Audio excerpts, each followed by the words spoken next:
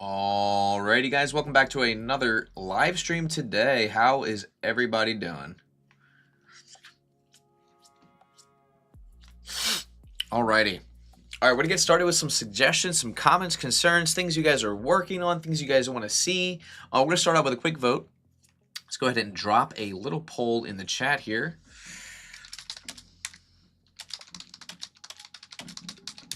What should we make today? I'll go ahead and say geometry nodes, modeling, let's see, cloth physics, and let's do one more. How about shaders? There you go. Starting a poll. We are live, ladies and gentlemen. Live. Copying this link and sending it in the Discord. And welcome, guys. Welcome back to another live stream. Here we go. All right. I'm going to go ahead and post this. Make sure everybody can see that we're live.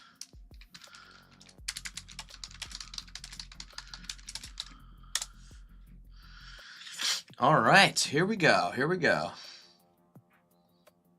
Guys, welcome to the live stream today. How's everybody doing? Good. Awesome. So I'm going to go ahead and pull up a project we were working on last time here. All right, so, man, we were working on a lot of different things. This one was fun. We were modeling this chair last time, and this was pretty awesome. It's funny because we were working on, I think we were working on the texture for the legs, and we were kind of sorting that out. But overall, I think the model turned out pretty good. Maybe like one additional subdiv could probably help there. Oh, we never did Did we ever subdivide it? Oh, no, I actually converted it to a mesh, but, you know, you can subdivide it if you want to. All right, let's take a look at the vote here. Let's take a look at the vote. We're looking at modeling. Wow, it's a cross between the three. No votes for geometry nodes. I'm a little surprised. All right. Let's see.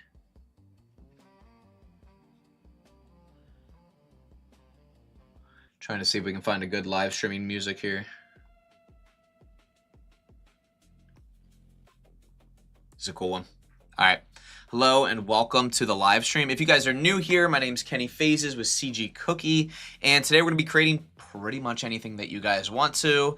As long as I can make it, we're going to create it. So go ahead and drop your vote in the chat, and then if you want and you have a very specific suggestion, you can also suggest that as well, and I will try my best to create it. All right. All right, we're getting some good. Oh wow, modeling is okay. Looks like modeling might be taking the cake here. Okay. Yeah, this was a fun one to model. All right, modeling might be the winner here, ladies and gentlemen. All right. Okay. Where are we at? All right, now, since you guys want to see modeling so bad, that's awesome. What I want you guys to do, if you can, is if you could drop in the comments what it is that you want to see modeled, we can hopefully model it. With my limited modeling experience, we can try it out. Model, okay. Show you something cool we modeled recently. Where is it? It's the Game Boy, yeah. Yeah, we modeled this recently. This was a fun one.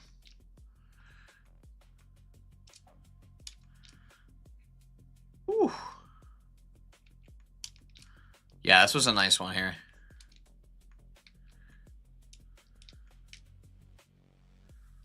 Not the greatest topology in the world, but you get the idea. All right, modeling it is, ladies and gentlemen. It is time to drop your suggestion in. Modeling looks like it's going to take the cake on this one. All right, awesome.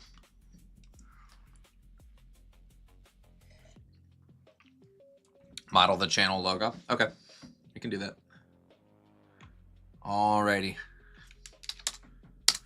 All right, well, first we need the reference to that. All right, we'll start with that as a little warm up. Now remember, this is not by any means going to be like a perfect model. It's just going to be something we're creating just for fun. All right, let's do this. Perfect. All right, cool. There it is right there.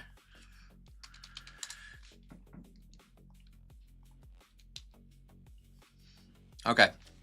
So for the logo, I know this is a really dumbed down version of the logo, but we'll do it. All right. Wow. Modeling really won by a long... I cannot believe nobody wanted geometry nodes. Totally cool. Okay. All right. Now for this one, I mean, honestly, I'd probably just model it from a... you could do a curve. There's so many ways that you could go about doing this. Like, it depends how quickly you want to do it. Like, if I really wanted to do it real quick, I'll probably just do a cylinder, right? I would tab into edit mode, scale the cylinder up, maybe scale it down. And I would literally, excuse me, take this cylinder, move it up, and then in edit mode, I would probably just use the cuts. So I would tab into edit mode. I would do something like this, right? And then I would literally just cut into everything like this. This is the way I would do it. You absolutely do not have to do it this way. But I would literally go in here. I would do a Boolean. Take this. I would do float. And then what I would do is I would, at first I would do edge split and subdiv. And then add the Boolean after. Same with these.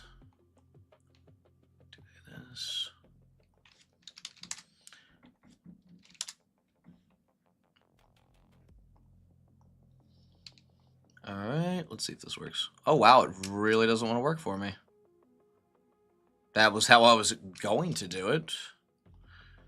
Oh my gosh, it's not working. Okay, we're going to try a slightly different approach. That is totally okay. That didn't work at all. I thought it was going to cut right through it. Can you show us how to place rivets on a curved model? Maybe you know a quick technique? Yeah, I can show you how to do that.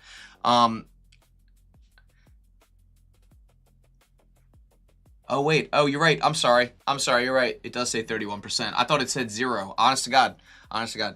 Remesh the cutter mesh. Yeah, you're right. Hold on. Let me try that. I'll remesh the cutter mesh and go back. Let's try it. Beautiful. Well, almost. All right. That's what I wanted. Perfect. Convert this to a mesh. And then you theoretically, I guess you could, I don't know if this will work. Yeah, you could fill it like that. You're going to get some weird geometry, but you get the idea.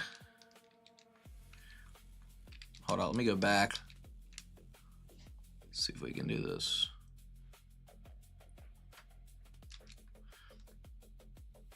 That's more or less what how I would go about doing it. It's not perfect, but you get the idea. All right. That's a good idea. Oh, yo, you're a genius. That is, I wouldn't see like, this is, I love hearing other people's way of doing things. Honest to God, I really do. So like separate selection. Dude, you're a genius, brother. Someone give this guy a stinking medal, bro. Give this guy a darn medal. That's a great idea. Again, and this kind of comes back to like what we talk about on this channel is like, there's like a million ways to do it. I love that way. Like, I love that way. Dude, such a great idea. There it is. Now, yes, there's other ways to do this, and no, this is not like perfect topology, but gives you the rough idea. All right, I want to do this rivets thing as much as I'd love to keep working on this. All right, so you said rivets, right? I would honestly just do it in geometry nodes, bro. I would do this. I would do distribute to points on faces. I'd just reroute this back into here. And then for your points, you can just, you can instance your rivets on that point. Now, what is a rivet? Look, let me just go ahead. Riveting. So you said rivets?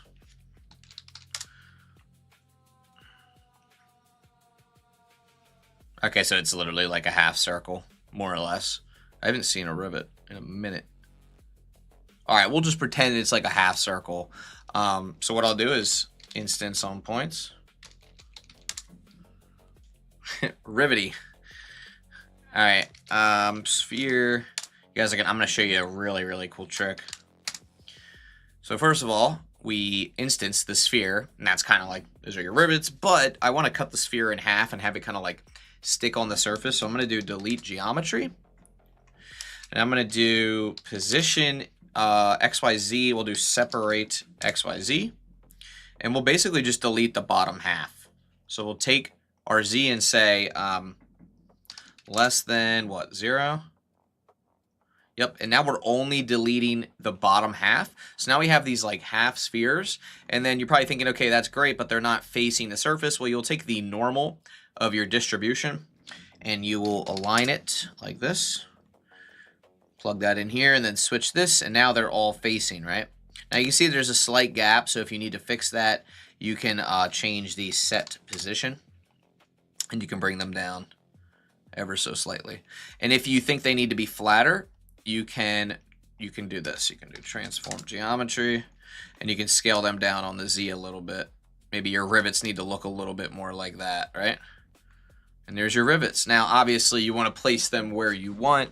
So in order to do that, you'd have to like figure out a way to only select the specific areas that you want to.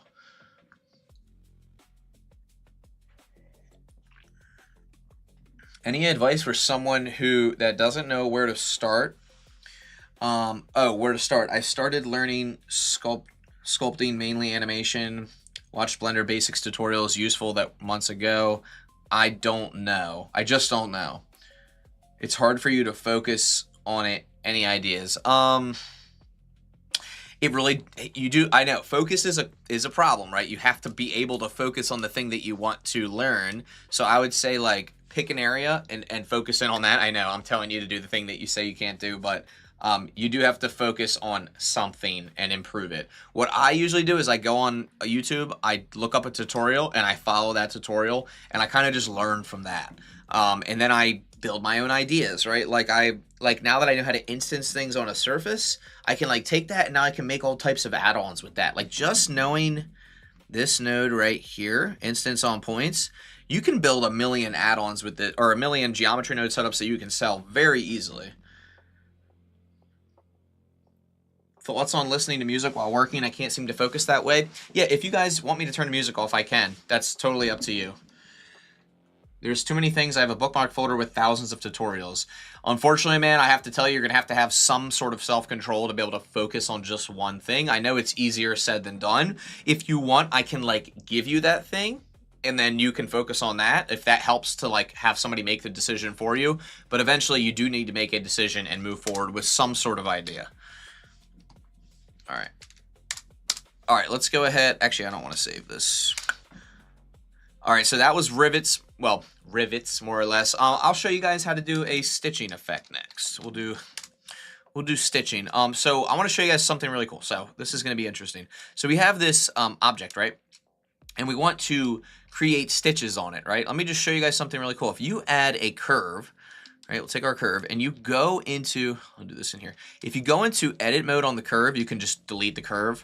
There is something called draw where you can kind of like draw your own curve. But did you know if you click surface up here, you can actually draw on a surface and it'll stick to that surface. This is really cool because first of all, let me just draw a curve here. Let me show you something really cool. We have our curve. I'm going to make a new, I'll just do like instance on points, something like that. We'll do mesh to our curve to points. Okay, and we'll just instance an arc because that can be our stitch, for example. All right, so there's our stitch. We'll just adjust the radius a little bit. So now whenever I draw a curve, if I go here, I draw, it'll give me stitches, right? Now this is really important because now that we have those stitches, we can make them like some sort of solidifiedness with a curve to mesh. And then we can just draw on the surface and then we have stitches on the surface of our object, right? Curve circle, plug that in here. And then we'll reduce the radius a little bit here. All right, so we're just gonna pretend like these are stitches. The sweep angle is how much it goes in. Okay, so now let's test this out. Let's take our draw tool, let's draw on the surface, and there's our stitches. Now, there's only one issue, and that's that they're not necessarily like facing the correct way. So I believe we can plug the tangent in. Is it tangent or is it normal? I forget which one. Let's see if this works. All right, that does work. We just need to change the need to flip this around.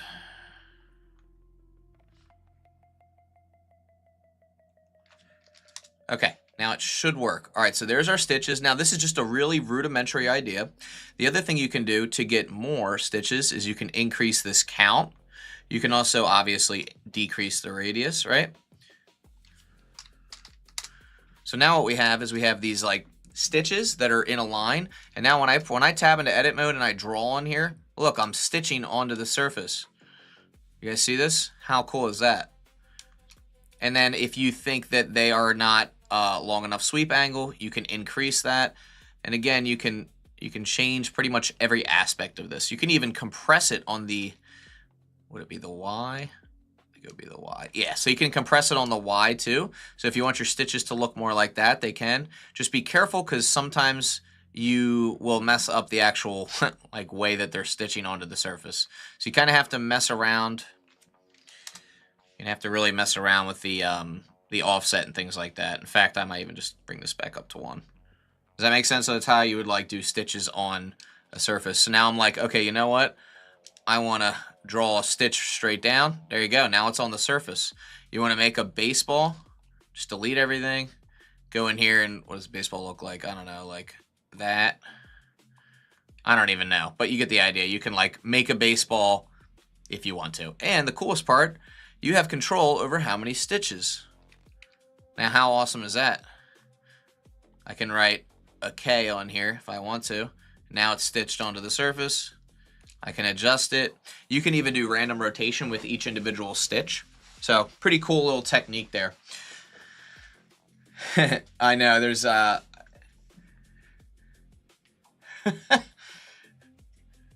Thank you. I'm buying a blender brush pack from Foundry. He sculpted a cool dragon. You got distracted. Yeah. So like another thing, like if you really want to learn this, so this is what I know with geometry nodes. A lot of people like will tell you there's other ways to learn it. Unfortunately, I'm not that good at geometry nodes, but the person that is, I'm just going to shout them out real quick because if you genuinely want to learn more, this music's a little too loud. Bro, how do I can barely hear it, but that works. All right, so if you genuinely want to learn more, I would highly, highly, highly suggest this. I'm just going to drop it in the chat. That's our core fundamentals of Blender. So that's kind of how to learn like pretty much anything in Blender. All right. Perfect. All right. All righty, guys. Here we go. All right, what is next? Drop in the chat what you want to see, guys, and we'll go ahead and create it in Blender live. There's a lot of fun things you can do. It's funny, a lot of people want to see modeling. You want to see Peter Griffin? Bro. Really, of all things, you want to see Peter Griffin?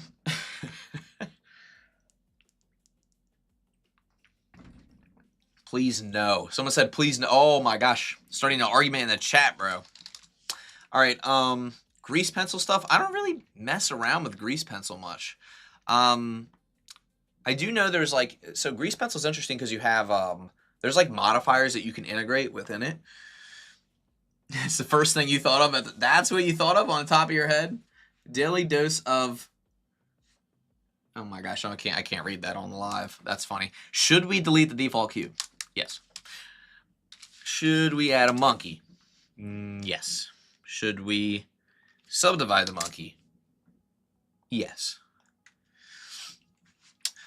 Could you show us how those stitches can end up as a mesh for baking for hand sculpting? Oh, yeah. Did I delete that file, bro? Crap, I accidentally deleted that last file. Wrapping and unwrapping a paper? You mean like crinkling a paper, perhaps? Could you show how this... Crap, dude. I literally... Why did I do that, man? I just deleted the whole file, bro. But if you, like... If you had a Bezier curve and you went to geometry nodes, like if, let's just say this was the stitch. Okay, you have curve to mesh, and then you have, I don't know, a circle, whatever. If you did have something like this, and this was your tube with like the stitches, whatever, this would work the same way. All you have to do is right click, convert to mesh, and now it's a mesh, and that's that. And then you can go into your sculpting mode, and you can, I don't know, mess around with it or do whatever it is that you want to do to it. Make sense? That's how you would go about it. I mean, this, I'm not really going to sculpt this. You can remesh it or whatever you want to do, but horrible topology. But anyway, you get the concept. So that's what I would do for preparing something for a sculpt. I would literally just convert it to a mesh, and that's that. Your dragon sculpt is entirely black with vertices. Is that normal for sculpting? A friend told you it's not emphasis on modeler. What do you mean emphasis? Oh, like it's like you're saying it's so dense of a mesh that it's black. Yeah, that means I guess it just has a lot of vertices. Yeah, easy peasy. All right, so someone asked an origami. Okay, so we have like origami. We have paper. Hold on, let me just write this stuff down because you guys have some great ideas here. Origami is crazy. Origami, paper unfolding. What was that called? A derma roller? What's a derma roller? Is that something? Is that appropriate? What is that? Oh, like a massager? This thing? Interesting. I've never seen this. What is this? Like, what does this thing do? Is it good for your skin? Like, what is this guy doing?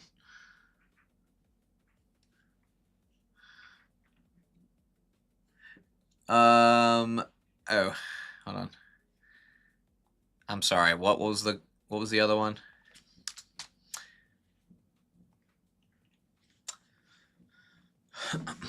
Roll up a paper, trying to do it in GeoNodes? Yeah, we can do that. I think, believe it or not, that might be simpler than you think. Actually, I've seen a better way to do it even without geometry nodes. He's a modeler, so he doesn't know. Oh, he doesn't know how it got there? Okay. Dragon. It's something for hair growth? Okay. Has little needles? Oh, okay. I mean, so we can, okay, so that will be modeling.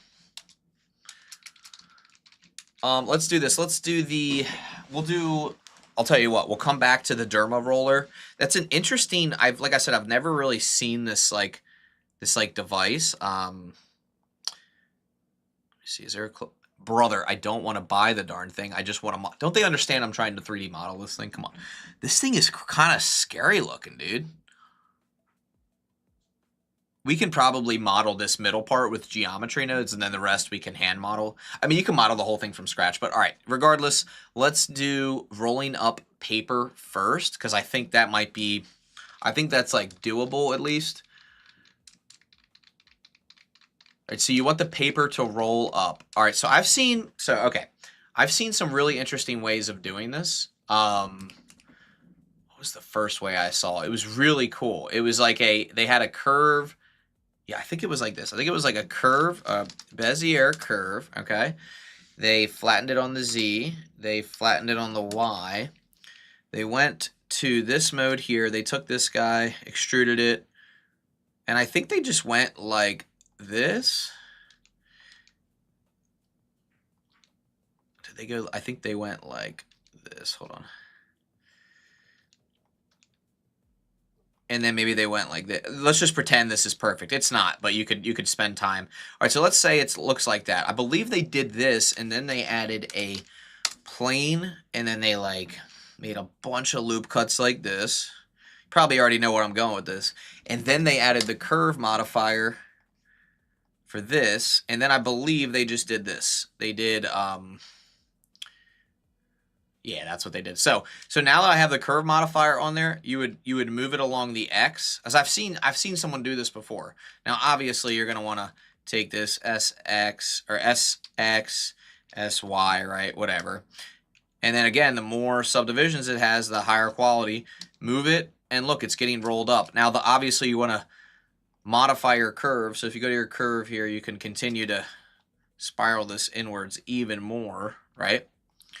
And as many spirals or times that you want it to roll up, you just continue and you continue. Now, can you do this recursively with geometry nodes? Absolutely. I think you get the idea.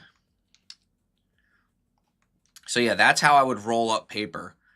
That's like one way to do it that's really easy without geometry nodes. So that's probably what I would do for without geometry nodes. In geometry nodes, you could do the same thing, but just take that curve and give it a profile and then trim the curve. Does that make sense though? I feel like that's how I would go about it. I hope this helps with like how you would go about doing something like that. Could you use the extrude option? Yeah, you could probably do that too. Yep. Any chance that you update the free beginners course with the new version? There's a free beginners course. I'm not familiar. Are you talking about with CG Cookie? I have used this method in yeah, this was, yeah. Is there a way to make a min-max value so the paper can't get away from the curve?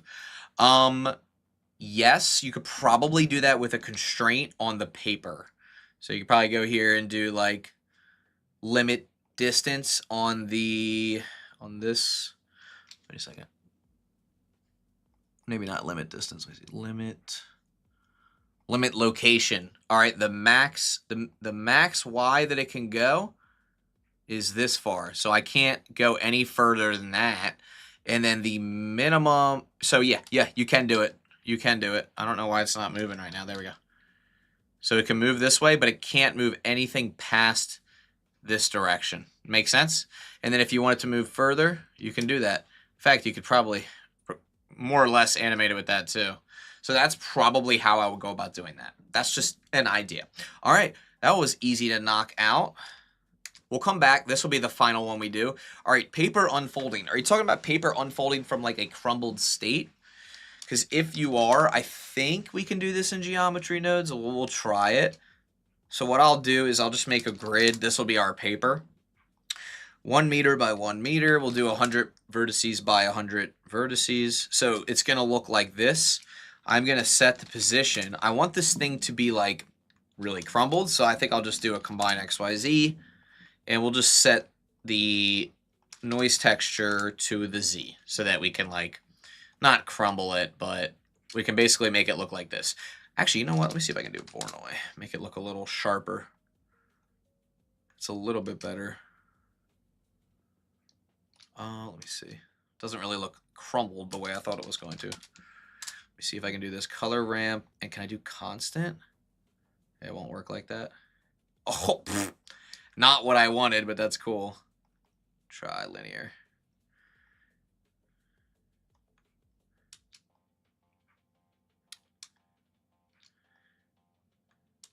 Okay, it's not crumbling the way I had imagined, so I guess you could do a displacement texture instead. Now, if you want to like crumble a piece of paper inwards and then have it flatten back out, I guess you could do that.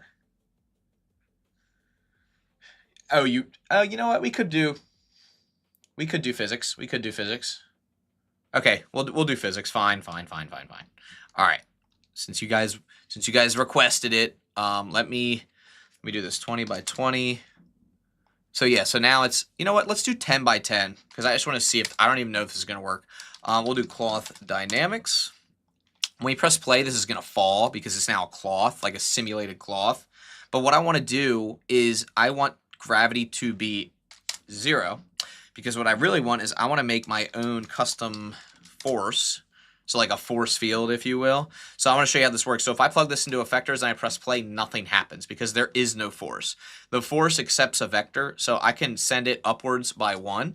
You can see it's moving up, but I don't want it to really like work like that. I want to specifically select the Z, which I can do. I think I can just do a noise texture in here. Yeah, let's try this. We'll just drive a noise texture. All right, it is actually working. It's kind of hard to see, but it is working.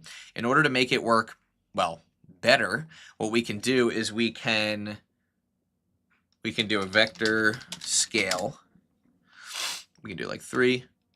Now you can see it's moving up, right? Now there's a way to make it attract or repel, and I actually have that built in on another document. Also, why do you do your channel on CG Cookie and your own channel? I can do my own channel. If you guys want, you're more than welcome to follow me on my own channel. It's right below my face right here. If you follow me there, I'll try a couple live streams on there too if that's something that you're like really interested in.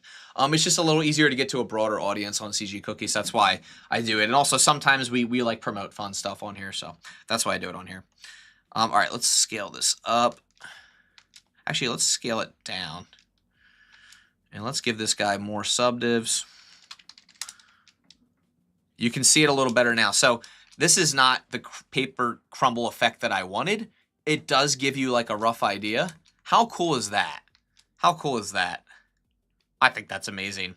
All right, now if you really want to, the real way to do this is you add an empty plain axis on here, and we can make this like a custom force field basically. So what we can do is we can take the position, see if I remember how to do this.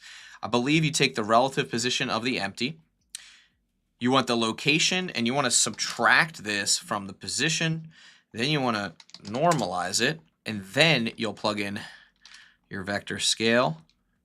All this is going to do, if I did this correctly, is this is going to give a force field that either attracts or it repels. Let's see if we can do this. -3 doesn't seem to want to work. Let me save this real quick. There's a different document that I have that did it perfectly. Where is it? My God, we do, guys, we do so many on here. So subtracting the vector, or was it subtracting the location from the position? No, it wasn't. How did I learn geometry nodes? Honestly, I just watched some tutorials and then I started just adding random nodes. I went into this menu here. I went through all these and just tried to figure out what each one did. It's so like, these are the hardest ones in my opinion. Like the vector stuff is difficult because it doesn't always like really work the way that you want it to. Where was I going with this? Yeah, so you kind of just have to figure out what each one does. They're all like instructions, if that makes sense. Bro, I can't believe I lost the force field thing for this. I'm so irritated.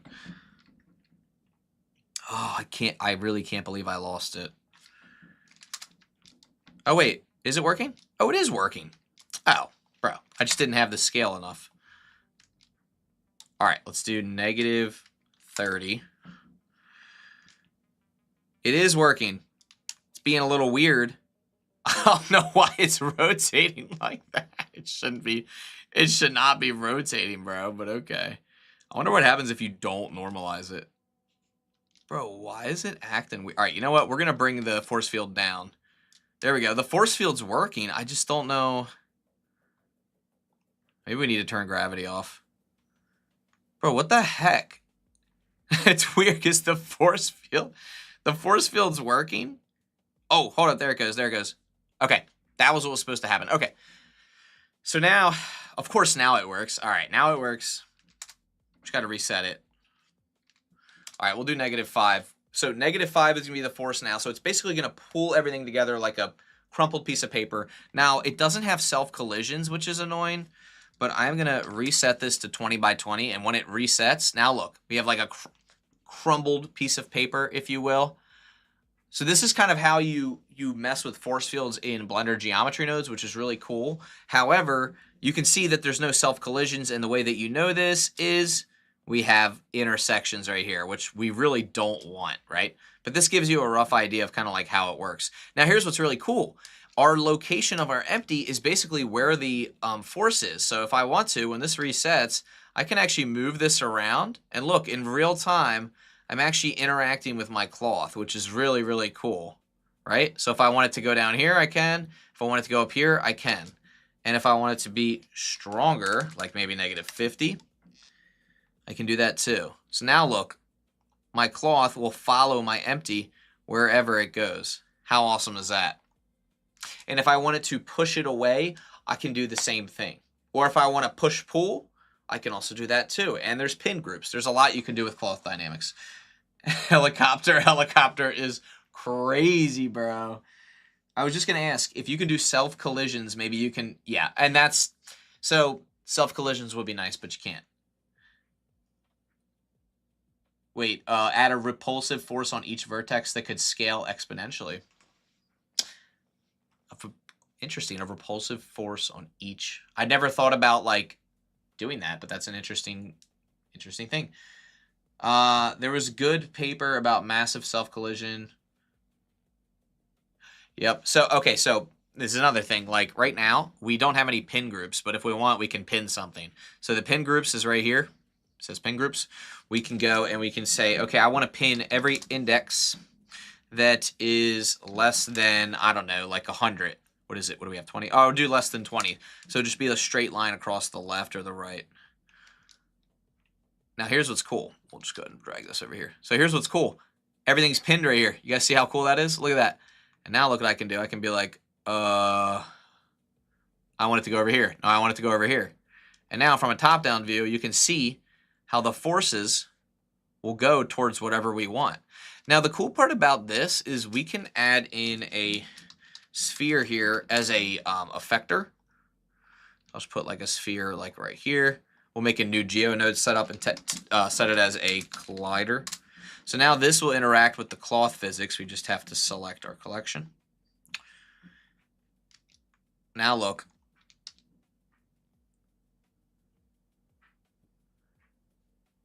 How cool is that? So this is now interacting with our cloth physics. So I can be like, you know what? I want to go down here. Nope, I want to go up here. And you know what's crazy? Because I'm thinking about this. You could technically, you could make an aerodynamic simulation where you have, let's just do it because now I'm like, okay, we're doing this thing.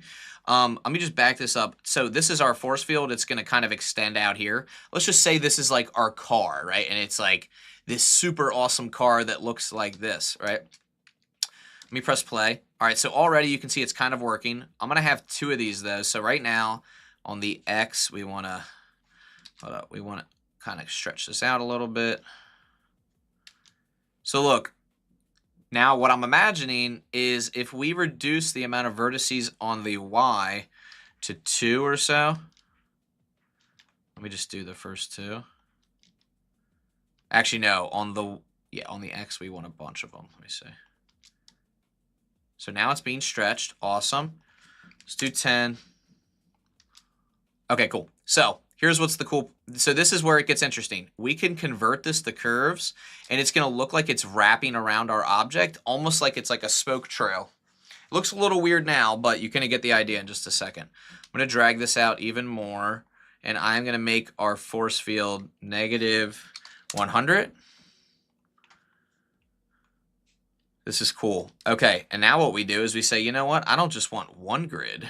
I want multiple grids. So I want, this is just one grid right here. We can actually take this into a repeat zone. And we can do a couple of grids. Let's just set the position slightly lower. And let's join our geometry. So now we have 2 grids. We just need to raise this one up. And you know what? I want a few of them. Let's try that. Bring this guy up in here. I just want to see what this looks like. All right. It's a little intense. It's not going around the way that I want it to. You know what? I wonder if we can just do... Can we just do a curve line? Or can we do a mesh line? I'm curious. Can we do this? Where is the mesh line? All right, there's our mesh line. Oh, wait a second. Yo, this is going to be... If we can do this... Oh my God, this might actually work. All right, I just want to... All right, here, let's do this. Let's do...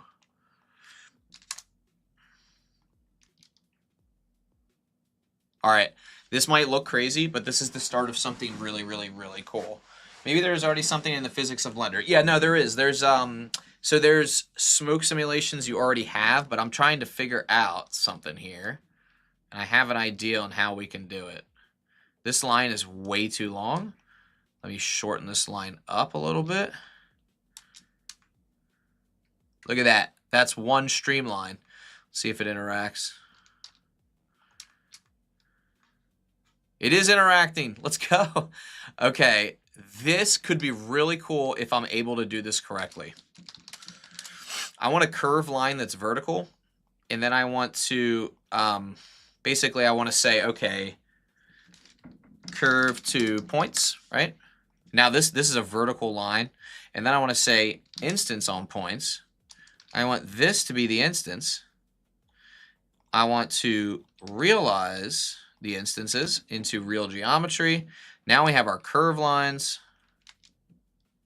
Now they all disappear because I want to pin everything. Instead of pinning just a specific vertice, so you can kind of see how it's starting to work. Instead of pinning anything just at a specific index, I actually want to pin something in the position. So anything that's less than a certain, let's do less than a certain x value.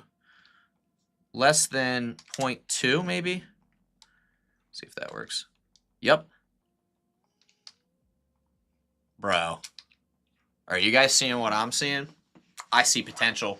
I see a lot of potential. So now, like, now this is cloth physics, but here's what's cool about this, right? We have the cloth or the mesh line is ignoring, or it's trying to get around our object, right? So it's almost like, well, at least what it looks like to me, it almost looks like those wind tunnel simulations, this is kind of what I'm trying to create. But what's really cool about this is we're doing this with cloth physics, which is like real physics. We're not using like a simulation zone. We're using like quote unquote real physics. I do wonder, this is the amount of like vertices. So the more we have, the better. All right, let's see how this looks. That's better. Let's do 30. So do you guys see what's happening here? This is pretty awesome. Now, this is just a curved line. What if we do, hear me out, we do a grid, right?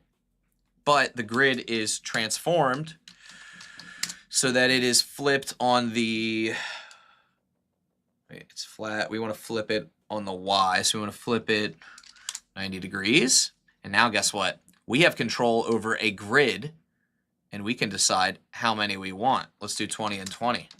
Now what we have, now we're going to have something really crazy. See if it worked. Did it work? It did work. So now look, we have all these lines flowing around our object. And you know what? I want it to be 0.2 and 0.2. 0.3 and 0.3, whatever. So now it's going to start smaller. So now we have something that looks like this, right? Now, yes, it is just cloth, but you can make it look like it's an aerodynamic shader if you do this correctly. Let's do 0.5 and 0.5. Let's see if it really works. So let's test it on a slightly different object. Maybe this object's smaller, and maybe this object has like some sort of shape to it. Like maybe there is a wing back here that sticks up. This is going to look really stupid, so just hear me out. Right? Maybe there's a wing right here. Let's see how it reacts now to this additional piece of geometry. Does it react? It does, actually. Does it go around it? It's hard to tell. Some of them are going through it, so we're going to need to figure that part out. Now, this collider, we can also adjust the margin. So if we want the margin to be higher, look, now we're... Okay, so let's do 0.01. Friction, whatever, no friction. We want these lines to flow right around. All right, now we can decide, okay, we have our lines, right? We're starting to get somewhere with this, and I think it's time to make it even better. I think we can make it even better. The mesh line is 30. Dare we say 50? Hold on. Dare we?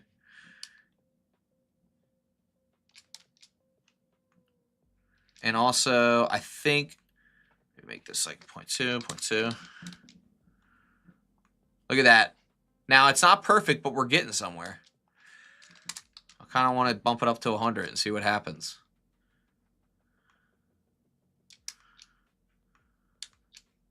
Where's our empty?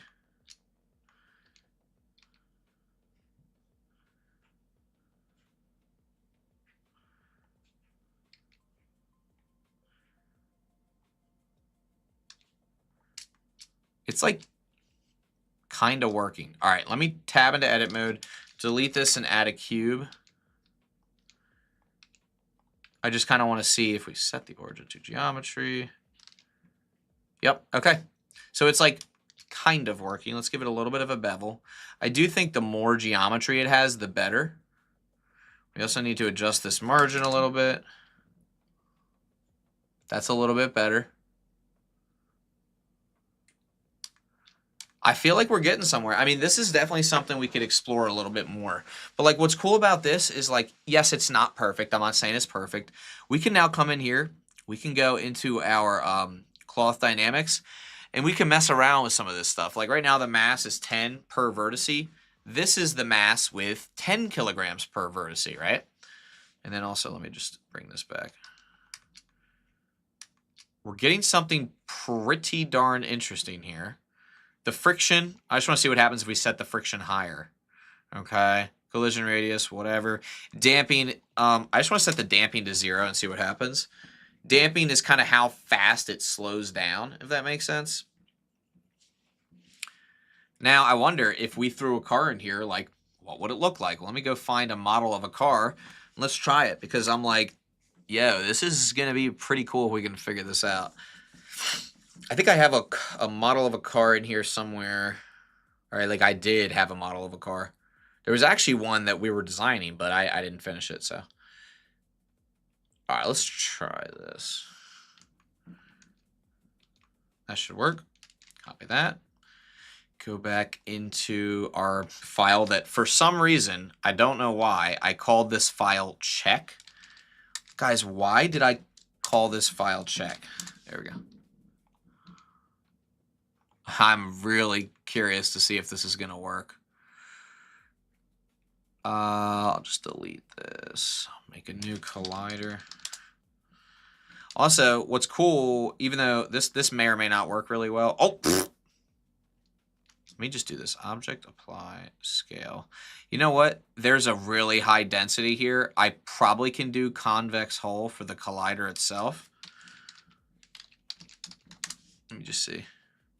Yeah, I think we can do convex hull for this. And then what I'll do is I'll just rejoin the original geometry after the convex hull.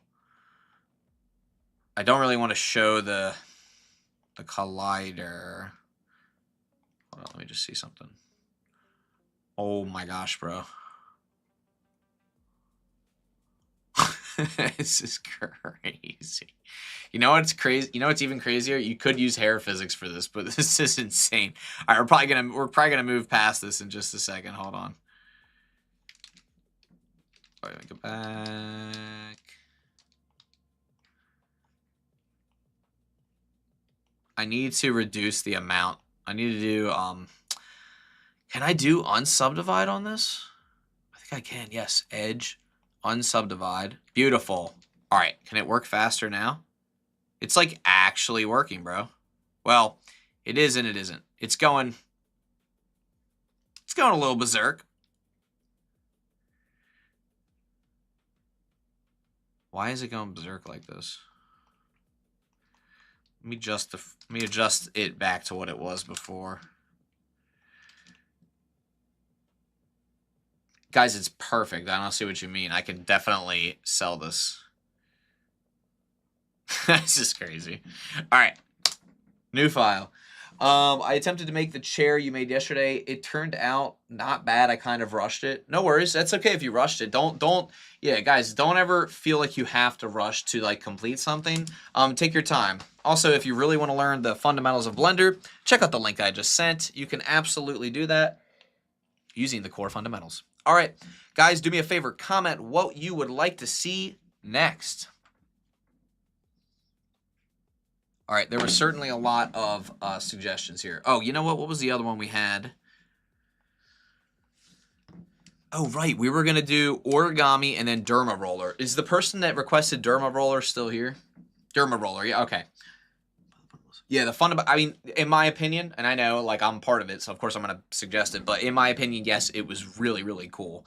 So with origami, I've actually seen people do things like this.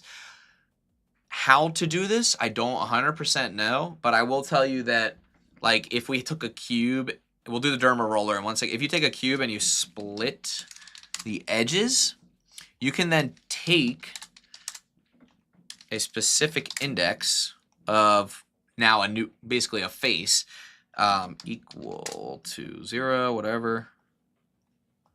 And you can take this index, looks like it's this one here, and you can move it. Oh, no, I'm sorry. We want the index. Hold on. We want it to be a face. Hold up.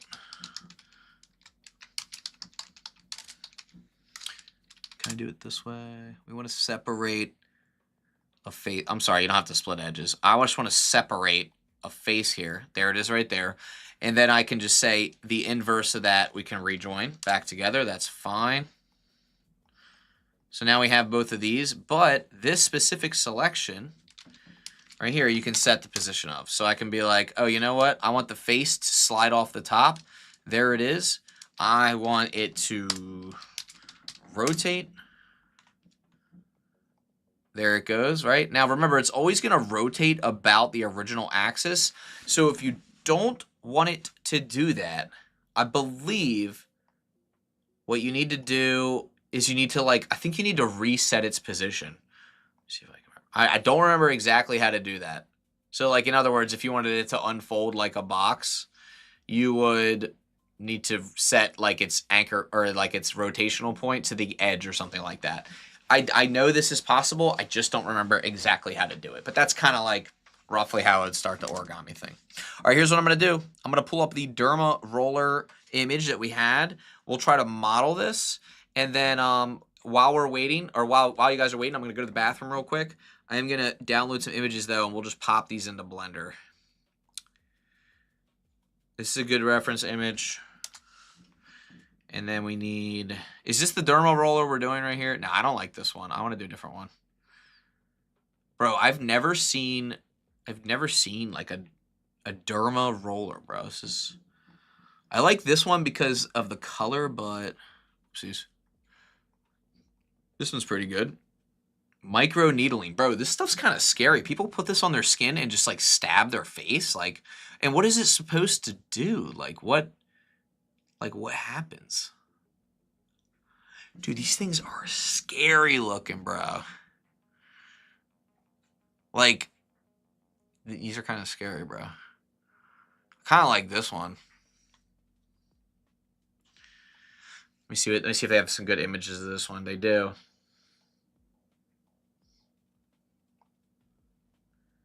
I like this one. I think we're going to design this one here. It's a good reference. This is a good reference. And this is a good reference. Nice. Maybe we can try to recreate this exact image here. Sculpt aerator. Bro. Set position and then rotate. Oh, that's a good idea. Oh, imperfect link. Bro, I think I follow your stuff, by the way. Guys, real quick, if you can do me a favor, please follow me on Instagram. That way you can connect with me on there as well, and I can update you whenever we're doing live streams and stuff like that. All right, let's do it. Let's go ahead and open up an image here. I'll go to my image editor. This has been my new like modeling workflow. What I'll do is I'll open up image editor on top right here. I'll go to modeling, and I'll show you how I set up like my whole viewport and stuff like that. Here's the end result that we're going for. I actually think this image is totally achievable. I think we can create almost exactly this, but we're going to have to, like, you know, pick and choose how we model our object and like light the scene. Like there's a lot of factors that go into it, but we'll kind of get to that. Let's start with the modeling here. First thing I'm going to do is drop in a good reference image. I think this is the one I'm going to use because this is like a top-down view. I'm going to flatten it completely. I'm going to scale it down a bunch because I do think this is like a smaller object. I don't know the exact dimensions, but if I did, I could input them into Blender.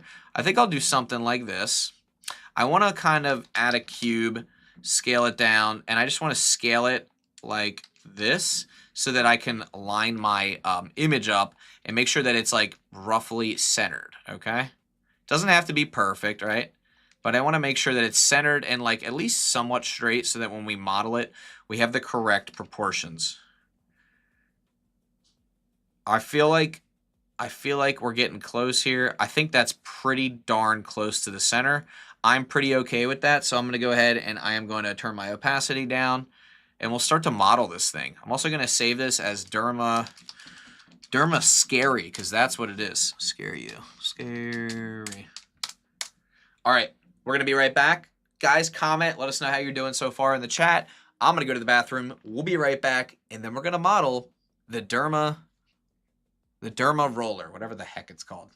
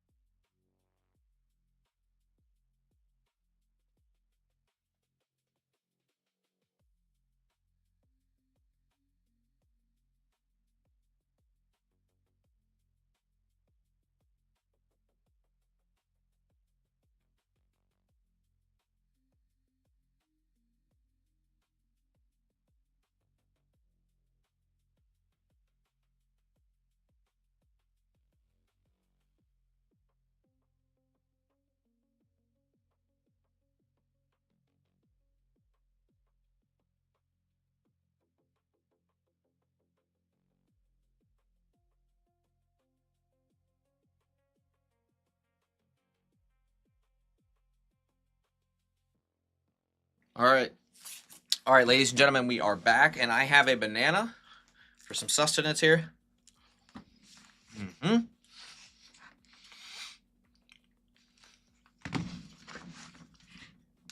Alrighty. So, to start, let's see. Yeah, I think I'm going to probably start with a cylinder, honestly.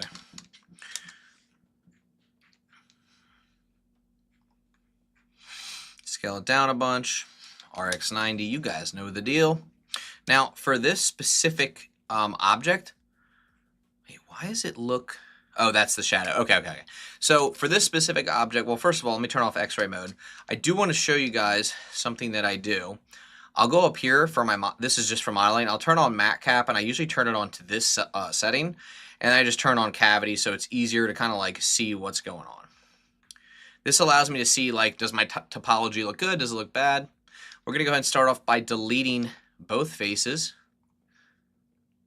Go to our top-down view, press A, and I think I'll just start with, I'll probably start with this exact area right here, just because I'm already, like, pretty much on that.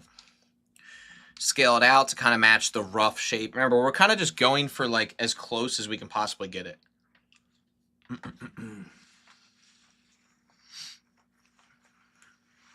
Sounds like you guys know what you're talking about. I'm going to go into my edge select mode. Select this edge, E, Y to extrude. That's fine. E, Y to extrude. I do think there's like a slight decrease right here. Like ever so slightly. It's really probably even more subtle than that. Okay, I'm going to shift D and Y. Now I'm going to continue here. E, Y.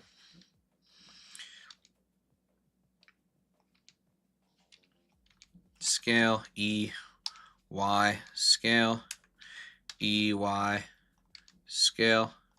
Remember, this isn't going to line up perfectly because I, well, probably didn't line it up perfectly. That looks a little bit better at least. E, Y, scale.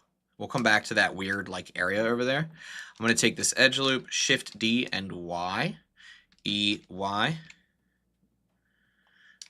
E, Y, E, Y. Same concept really throughout, and then we'll eventually, you know, I'm obviously going to add like a edge loop here. I'm sorry, not an edge loop, a subdiv. That's what I meant to say. All right, now let's go subdiv. Beautiful. All right.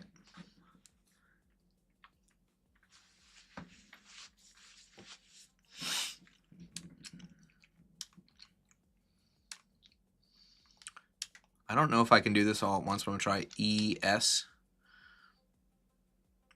Nah, I'll just do it individually. It's fine. Actually, bro, I'm stupid. I can literally do grid fill. Face grid fill. Beautiful. And we'll just select this edge loop. Face, we'll do grid fill. Same concept here. Face, grid fill. Face, grid fill. Okay, now it looks a little weird because of our subdiv, but what I will tell you is that we're going to add a bevel before the subdiv. Okay, that helps a little bit. I'm going to give it, I don't know, just a couple of those real quick.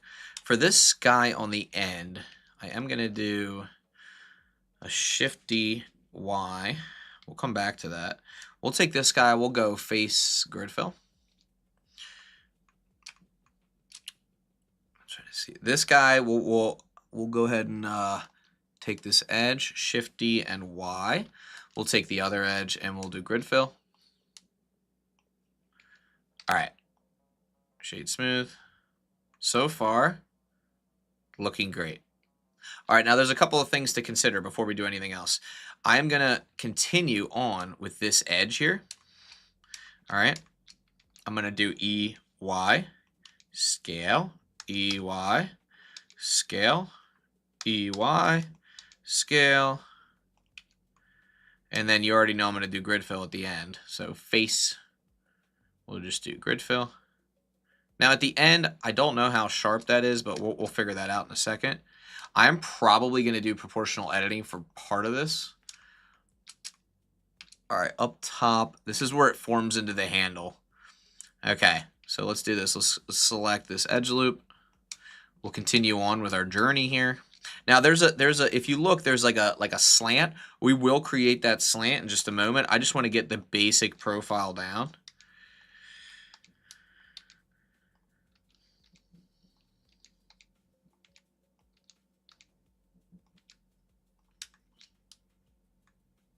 Okay. Beautiful. I'm going to skip the grid fill on that for just a second, but I am going to take this. I'm going to do face grid fill. All right, we have a pretty good mock-up so far of like the basics of this. Is that a hole in the middle? It's not. It does look weird though. I think it's just the shading. I don't know why. I don't know why it looks like that. It might be the normals. Let's do mesh normals, and then we'll do recalculate outside. Yeah, that, bro. What the heck? That was weird. I don't know how that even happened. That was really weird. How did that even happen? I don't know. All right, that's all good. All good, all good. Now for this end though, I will tell you there is one thing kind of bugging me, and that is that this central point, I believe, is that the central point? I believe it is. This is the central point. Okay, so I don't like how it's not perfectly round at the end, so I think I'm gonna turn on proportional editing, bring this out a little bit. Hold up.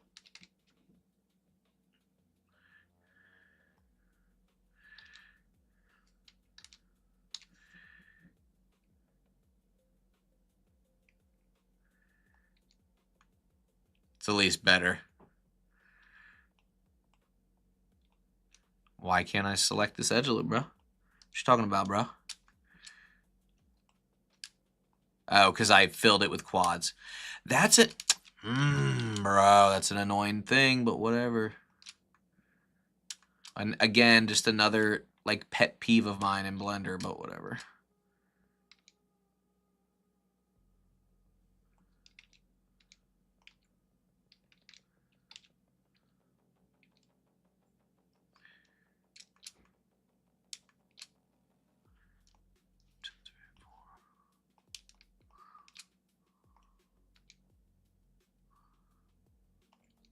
I feel like that's good.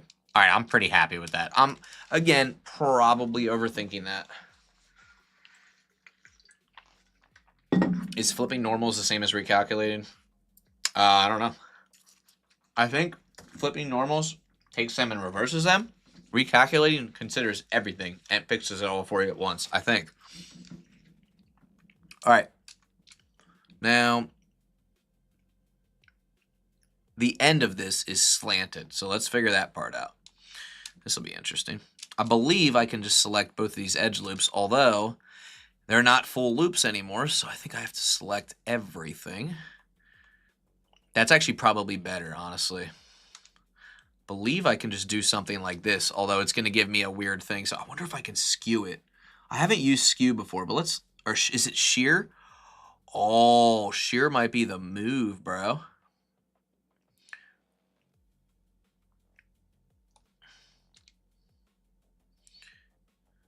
Oh, you know what? I'm on proportional editing. I think this is more or less how I would go about doing it, though. How's that look? Doesn't look right. You know what I should have probably done here is I probably should have done a Boolean cut. I feel like there is a way to do this. I just don't know. Oh, I wonder. Wait, hold on. I think I have an idea. Maybe it's the point, median point. Can I do individual origins? Oopsies. 3D cursor, no bounding box, no. Why would you delete the faces inside? I could. Give me 1 second, guys. I'll be right back, okay? 1 second, sorry.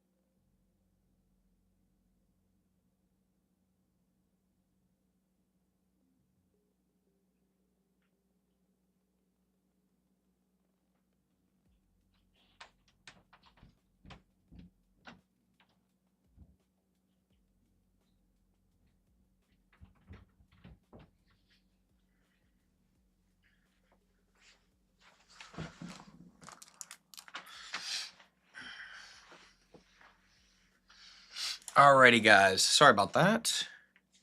All right, where was I? Thank you guys for waiting. All right, so I'm gonna move it this way. God, what was I even doing? I don't even remember.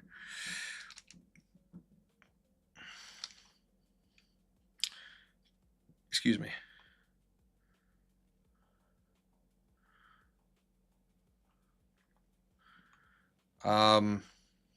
Oh yeah, that's right. We were trying to. Okay, so with something like this, I did have another idea of how we could do this. I think this is gonna be a crazy thought, but I think if we take the bottom 2 areas down here, let's take, like, I don't know, for example, this, and this. When we move these, we can move them with proportional editing. So I wonder if I can just move them on the Y enough where this whole thing can move like that, right? But what if we do linear? Like kind of like that, but it's not gonna work exactly the same way that I wanted to do it. You can use GG slide, but it won't work with the share. Actually, that would be cool if it did work with the share tool. I kind of tried it earlier and it didn't really work. So I think I do have an idea. I think I know what we can do. I think I'm just gonna cut it with a Boolean, honestly.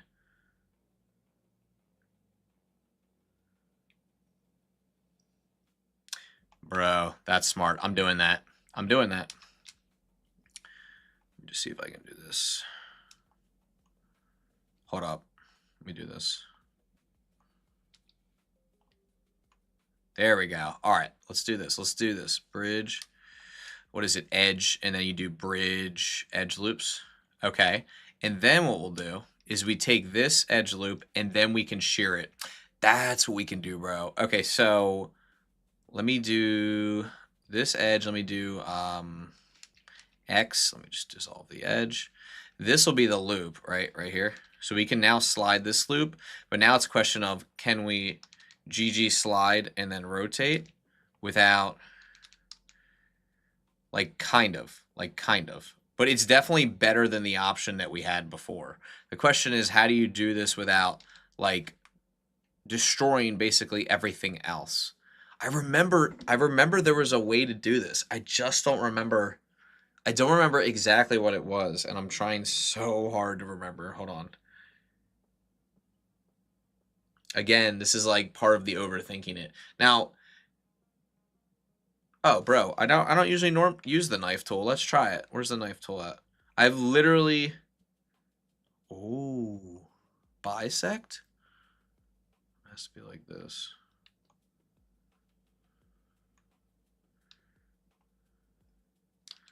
How do you do this? How do you? Hold on. Try the knife tool. I've never tried the knife tool. Did that actually just do something? X-ray only selected. So if I went like this, it would work? Not exactly. Bro, how do you... Oh! I've never used the knife tool. How the heck do you use this darn tool? Screen relative.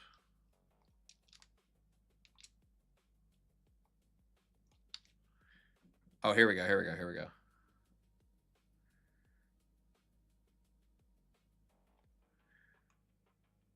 It only goes past...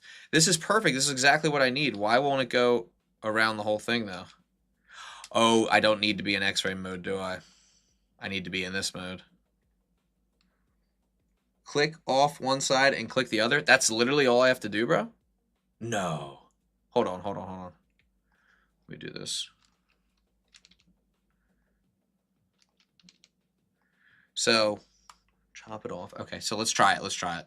Dude, this actually could change. I know this is going to sound stupid, but I normally don't use this tool.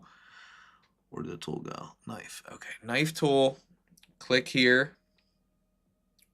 And then click here.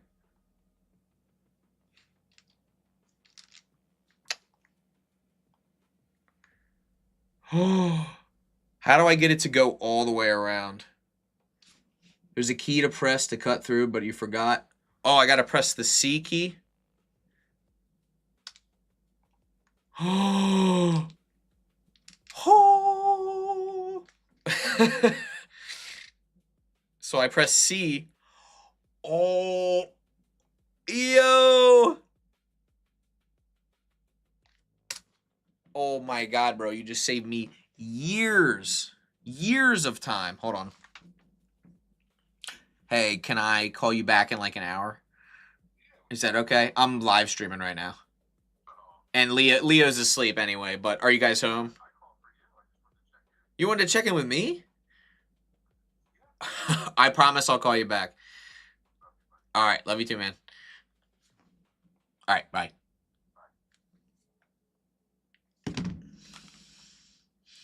Okay, this is huge, guys, because now I can do anything. Well, you know, within reason. All right, now I'm wondering if I do this. Yup, I can do... Oh, dude, that's huge. Now, I remember there was another thing. Is it you do this and then you press... there was something you can do. I think you press E. Yeah. Oh, my gosh, bro. No, what's the other one? E or G? No, not G. E. Is that... That's it. That's correct. Hold on. How do you... I'll just do it again on this side. It's fine. There's a way to get it to basically snap to one, like... See, like, that's exactly what I needed. See, now I can take this middle one, and I can... This is just an example, but now I can scale it in, or whatever, or I can slide these guys. So I can, like... Dude, I can't believe I've never used the knife tool. I feel like such a moron now. Dude, this tool is so great.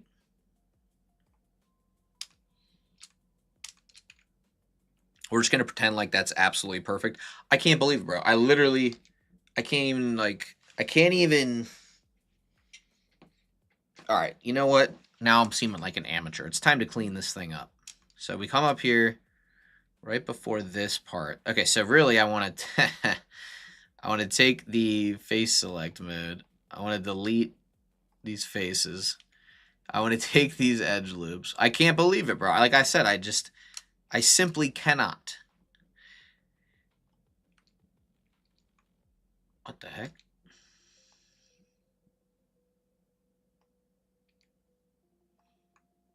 Okay, so I got that. The section that ends is like right here anyway. And it goes whoosh.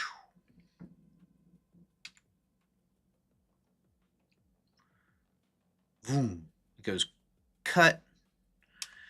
All right, let's do this. Let's take this guy, move it on up. Because guess what? We're in here and we're cutting. I want to draw a line so I know. It goes this way, right? Yeah, it goes that way. I can't believe like how long it took me to do this, bro. I'm mad, but I'm also like, okay, you know what? I learned a lot from this, even though I'm still a little bit like embarrassed. So now I can cut this however I want. I can't believe it, bro. I can't believe it. Why not bevel the loop and insert inwards? I guess you could do that. I don't know. I could also just crease the edge. I don't know. I guess there's a bunch of ways that I could do it. I'm just so happy with the fact that. Wait, is it E? I don't know. I'm genuinely so happy with the fact that this is even working at all.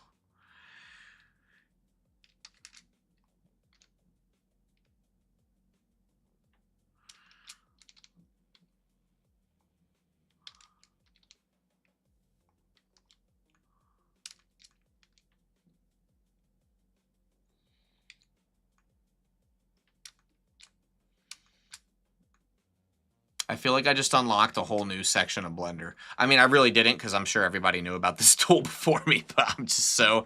Just let me be excited, guys. Just let me be excited.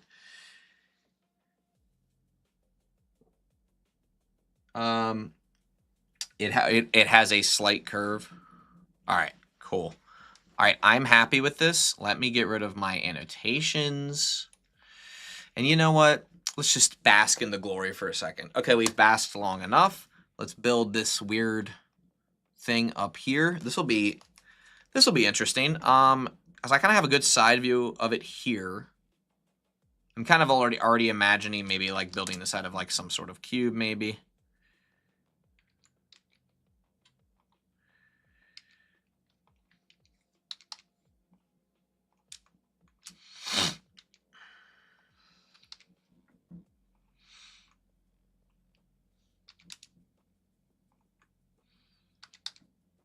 Okay, I'm going to start with a cube, loop cut. You know the drill, guys.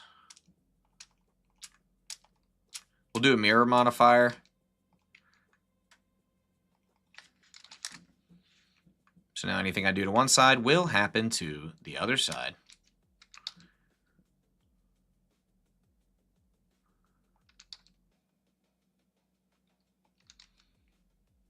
Okay.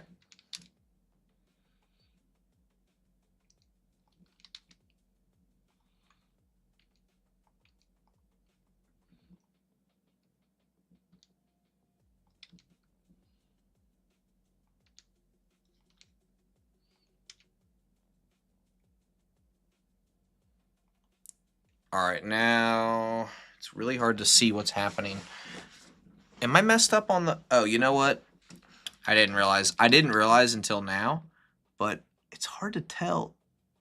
Okay, it does go up that far. All right, I kind of couldn't tell from the other side, but this goes up much further. Goes up to here. It's hard to tell because of the lighting. I know. No excuses. No excuses, bro. Really, I need this to be GG and this to be GG.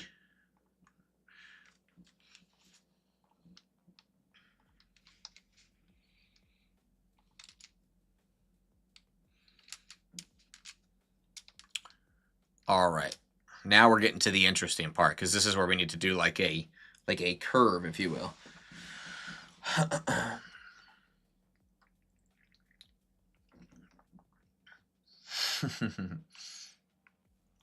Yep, exactly. Yeah. A pro, right? And that's the thing is like, I don't know. There's always more to learn, ladies and gentlemen. All right, let me just do myself a favor and do a subdiv on this.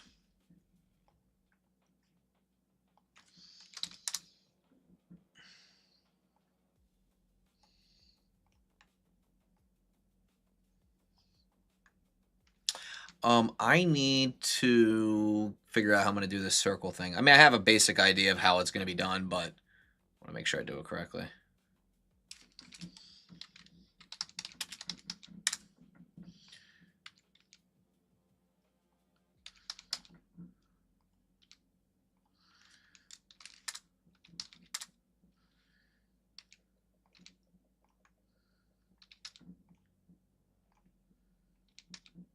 Okay, so really the circle will start kind of like right here. I might just use this as a reference, and I might just be like, okay, you know what? It kind of just expands from here. So EY, right? SZ, EY, SZ, EY, SZ, EY, SZ.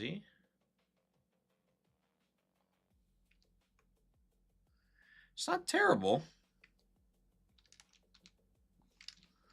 Let me get this edge a little bit, slide it back a little bit.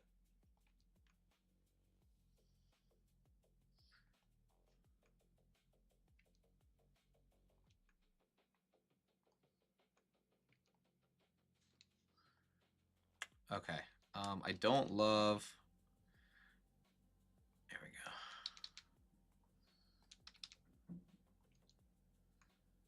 Doesn't look bad, but I don't love it. And I think it's because of, well, first of all, let's apply our scale.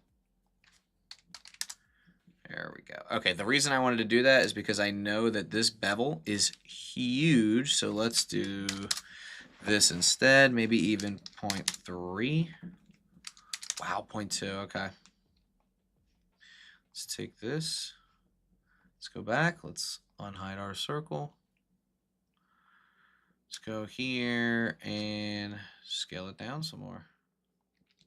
Or bring it out on the Y, scale it down.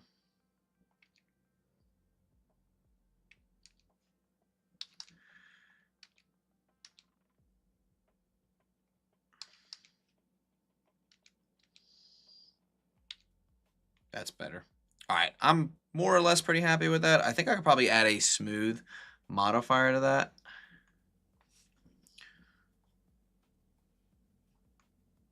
Probably add more. There's a whole, you know what? I got to do this.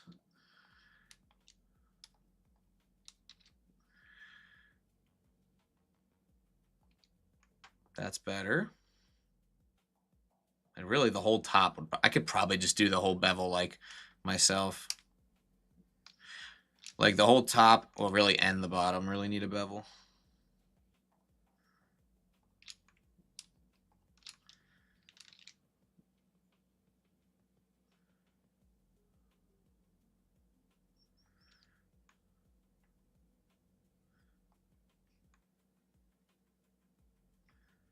Whoa, what happened here? Oh no.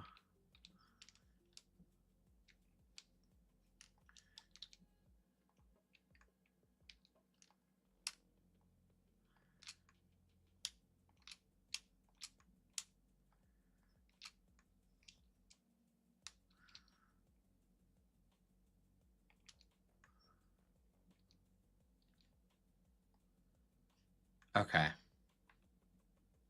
Not terrible. I'm sorry. Let me check the comments. Bevel by weight is also a good idea too. Again, there's so many ways to do this, right? For the shape, I'd restart. Oh, I'd start with the circular part from the cylinder. That's also a good idea too. You could have bridged it with the circle. I could have. I thought about that. I thought about it. I wanted to kind of challenge myself to do it a slightly different way. All right. More or less, though, I'm happy with at least this part. I think I'm kind of ready to move on to the next part because I kind of am excited to like do some materials and stuff. So let's do it. All right, so let's do this. Let's do SX, GX. I'm going to duplicate that for when I'm ready. Mirror it.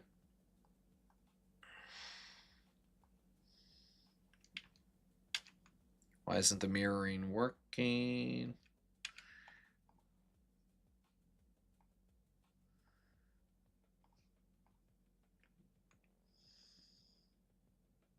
The heck, bro?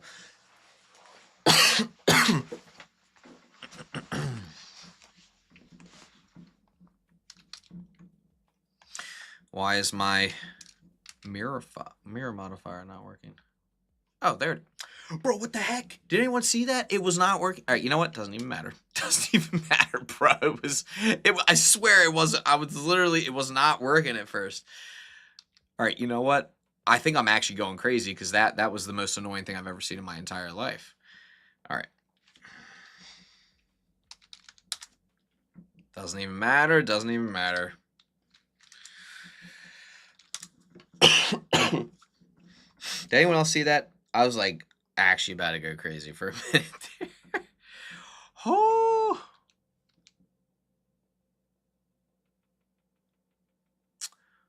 Okay, scale that in.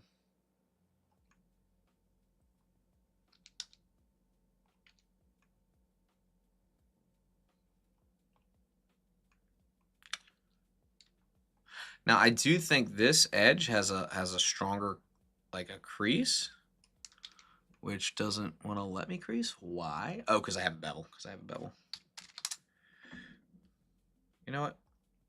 Get out of here, bro. How about this? Edge split subdiv.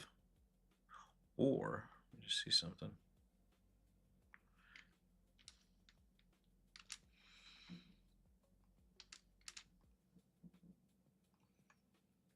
Let's just take this and inset it.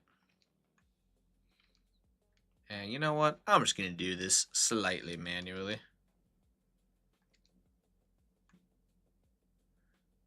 How's that look? I feel like it looks pretty good. And you know what? I actually don't need this. I am going to duplicate it. And what I'm going to do is I'm just going to do this.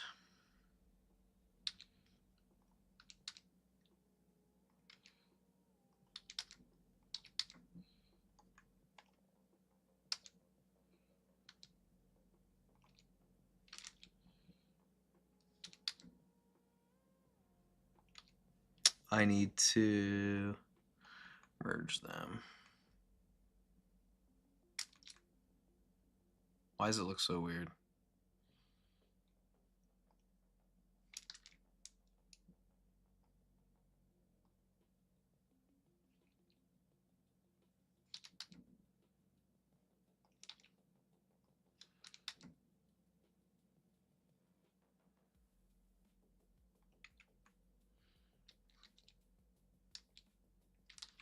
It might just look this way on here, and it might not actually look that way. Or why is it? This thing's looking mad weird, bro.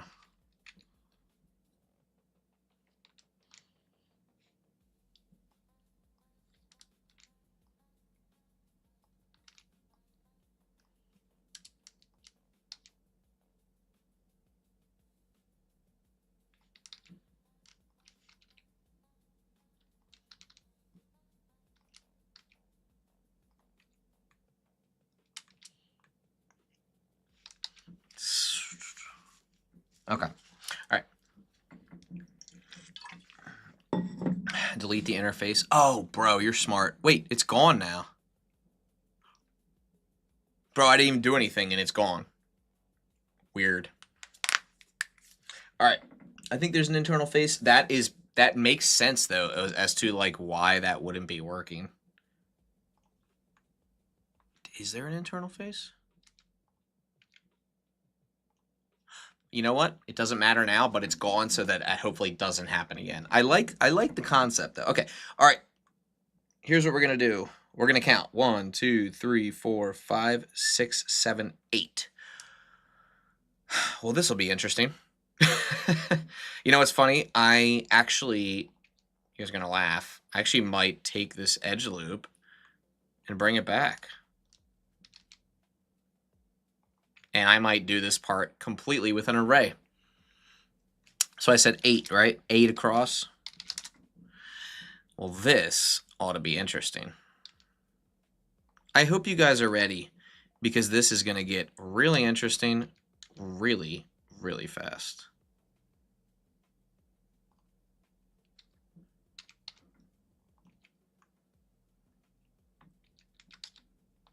All right, we apply the scale. Let me bring it over here. We need 8 of them, correct? So we need them in an array first before we array them again. So we need 8 total across. Let's do this.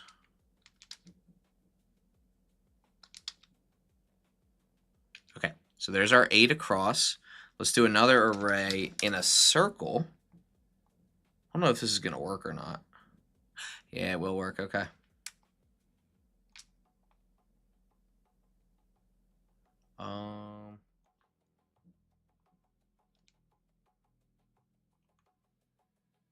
That'll work.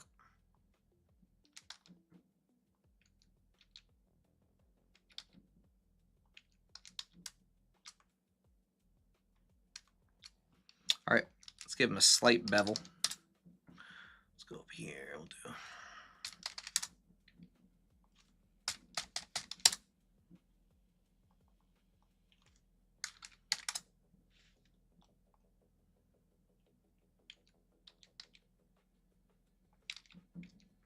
All right, I think for the array, might do like 1.01, and then I might do the same thing for the other one. Oopsies.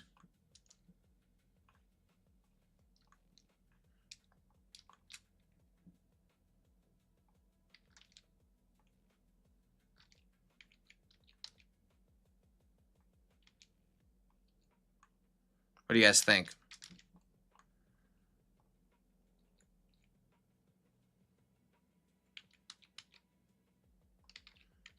I think I need to adjust the circular array.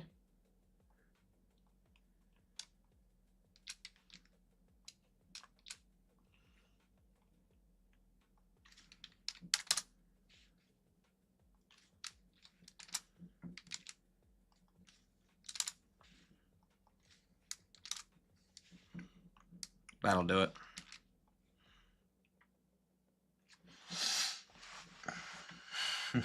I know. It's like, technically that's geometry. Now, there is a way to do this in geometry nodes. I like the way that we did it here. All right, now where are these points stemming from? It's kind of hard to see. Are they stemming? Do I still have that image up?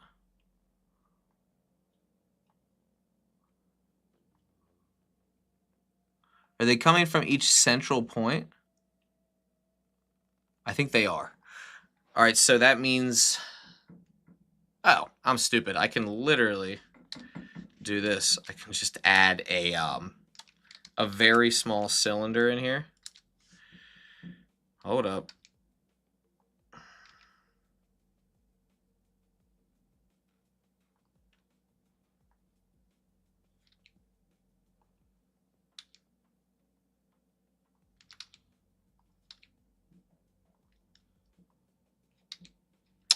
Shoot.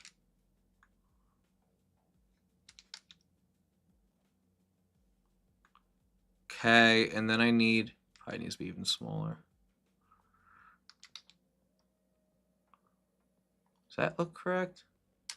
I just figured while I have it on the same object, you know, and then, are they needles? Like, are at the top, do they scale in? Can't even tell what I'm selecting here, bro.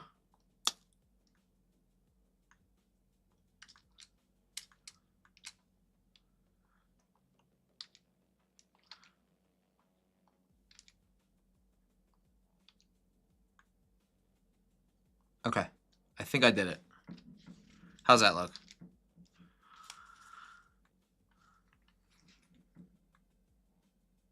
Thoughts? I mean, I feel like that's it. I mean, all right, let's try to get some materials on this. Oh, you know what? We missed. Oh no, bro, we missed this button. Oh my gosh, bro. Right when I thought I was done. No, sir. No, sir. You're not done, buddy. Not today, not never. Okay, for the button, I'm thinking... I'm tempted to say a UV sphere scaled way down. All right, hear me out, hear me out.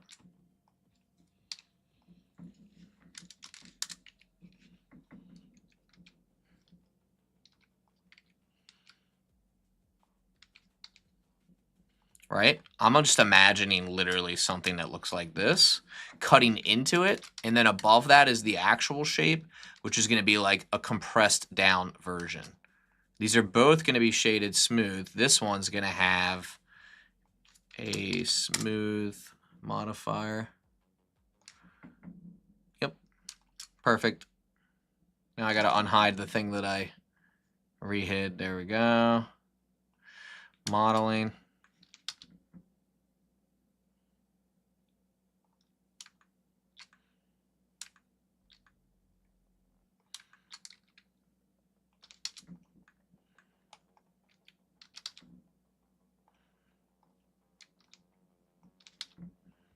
Well, this is going to be interesting. And yes, I know, guys, there's another way to do it. I'm waiting for the comment. I'm waiting for it.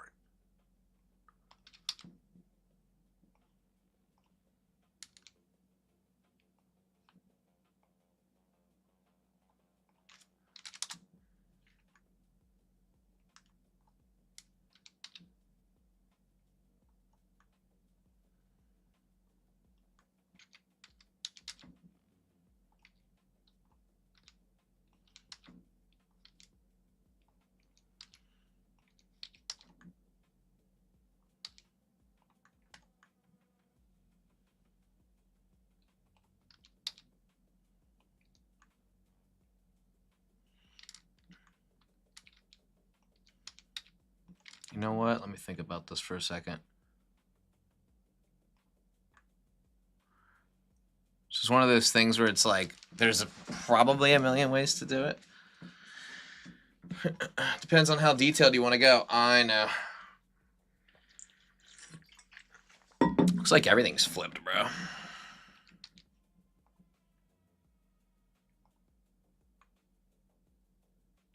We'll come back to all that. It's really weird.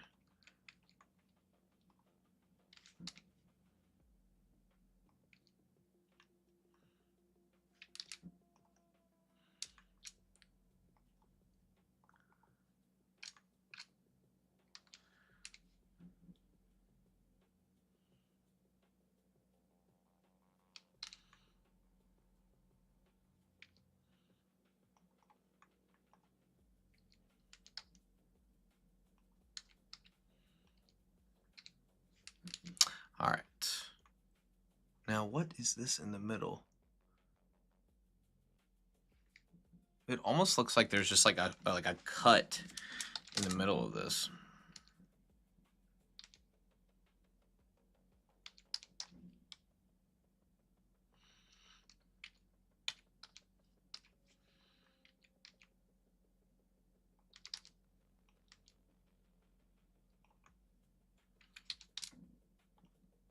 Now, it does look like this is going to be beveled.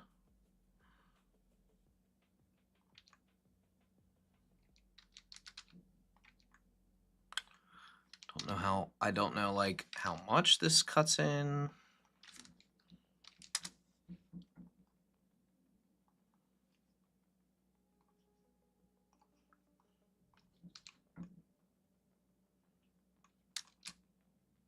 You know what's crazy though?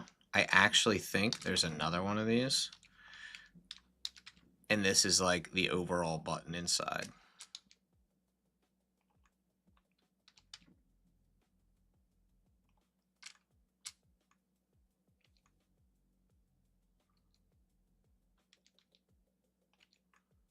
Yeah, I think there's a button inside of the button. Does that make sense? No, I don't think it does. You know what? Doesn't matter. All right, we're overthinking it.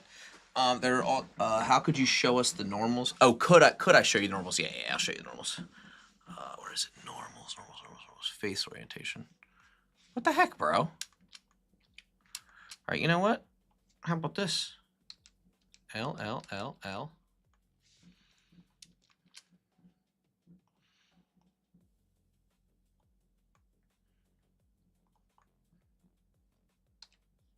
Okay, let's do mesh normals flip. Oh, everything's flipped the incorrect way, right? Pretty sure that's what it is. Wait a second. No, is red on the outside good? No, we want blue, right? Which one do we want? Gosh, I don't remember, bro. Is it No, we don't. I feel like red's bad. Red's bad, right? Mesh, normals, flip. Yeah, I feel like that's correct. Mesh, normals, flip. Ah, much better. Oh no, I see red.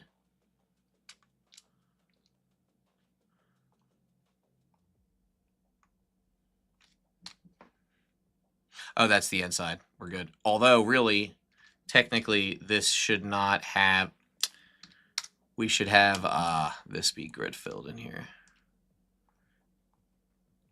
Ah, much better. You know what's funny? I rarely check the normals, but I'm glad we did it because now I'm like, oh, yeah, that's good. Okay, all right. Without further ado, I think this looks different than that. But you know what? I don't care because I think this looks great.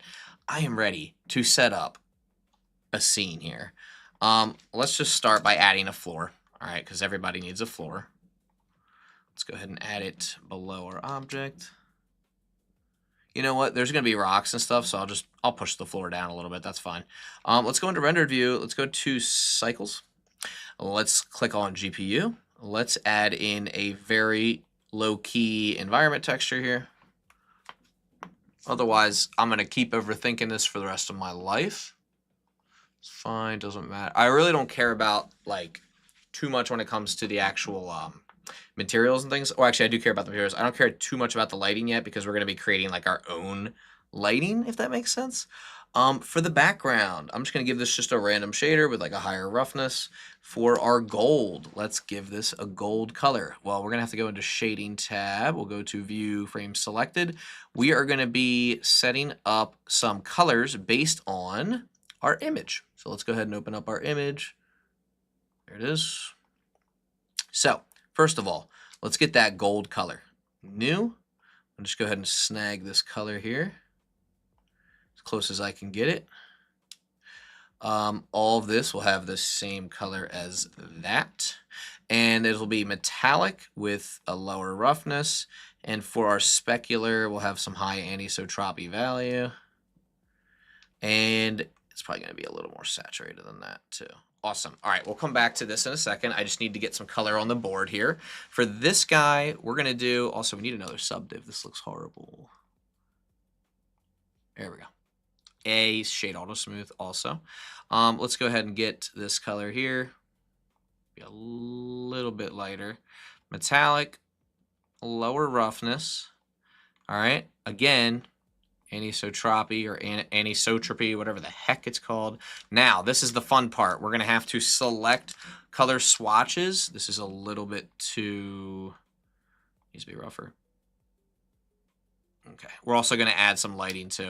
All right, so this is the fun part. We get to decide, okay, which parts of these are going to be which colors. So what I'll do is I'll just select each individual part with L.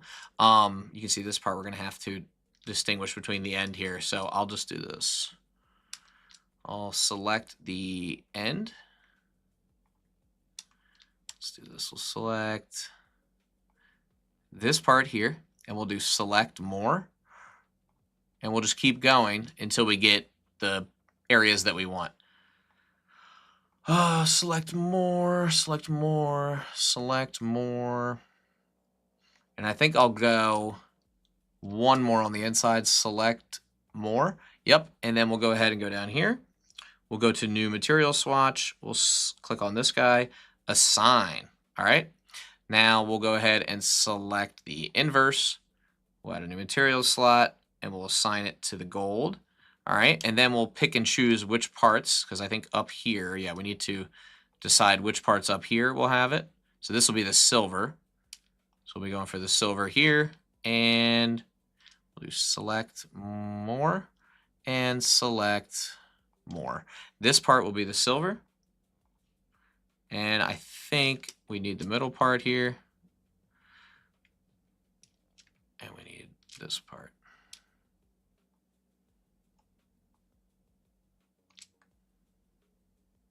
Good to go. All right, I think I got it. And then the last thing is we're going to put this on here. This, I guess, is that gold color. Again, it's kind of hard to like tell. All right, I think we got the basis of everything. Are these metal rods? I guess they are a little different. That's okay, because we can do this. We can come here. We can select our rod, press L, new color swatch or whatever, and we assign it. And now they have the silver color. And there it is. Beautiful. Now, the rocks. So this will be the fun part, and this is where we get to kind of design more things, right? Now the light's coming in from the right-hand side, so I'm going to add an area light. Okay, I'm going to scale it down. Move it over here. It's going to come from this side. It's going to be pretty harsh, so I'm going to go ahead and lower the intensity a little bit. And we're going to go ahead and go to our environment texture. Maybe dumb that down a little bit so we can see the lighting a little bit better. I want to see this like bright highlight here, so I think what I'll do is I will scale this really wide like this, scale it down, and I'm seeing that highlight that I want to see. There we go. Now we're talking. All right, now for this color here, I kind of want to match the background. I want it to be subtle, but I want it to have a little bit of like reflection. Subtle, that looks good. All right, let's get some rocks in here. We're doing good. Why is reference image sitting on eggs? Oh, on eggs, bro. The front has a slight bend. I know, I didn't do that part yet. I guess we can come back if we need to, if we really feel like we want to do that. Honestly, I'm just like so happy with how this is turning out though. Yeah, this is nice. I actually don't think it has a crazy amount of this. Yeah, it looks better. All right, this is coming along. All right, let's make some eggs for this to sit on top of. All right.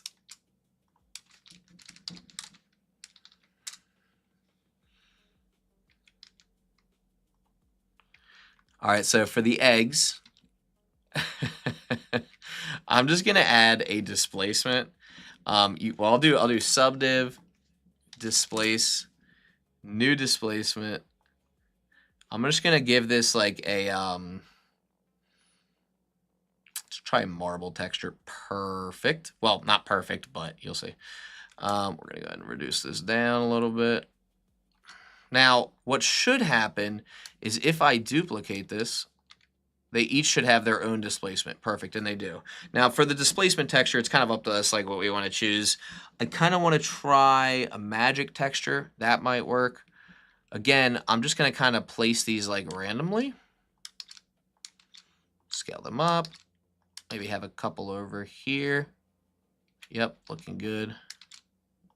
Few small guys in between.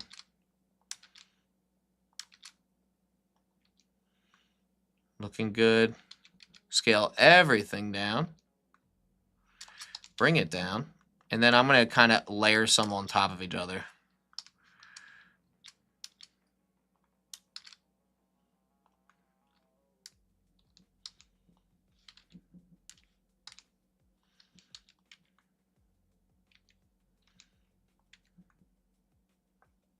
This is going to look so bad. Oh my god, it looks so bad, bro. I don't even know what to say right now. It's the toughest part about this is maybe bend it. I could bend it with a lattice. The toughest part about this is going to be like matching that rock texture, but I actually think I might be able to do it with like a simple bump, like noise and a bump. It just looks so silly, like on top of whatever it's on. Like I quite literally cannot.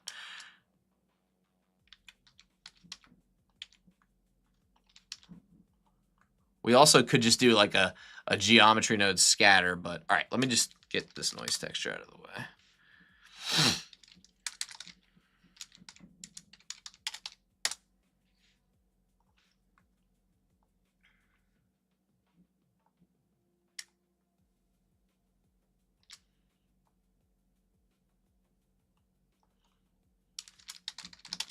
Okay, color ramp, good.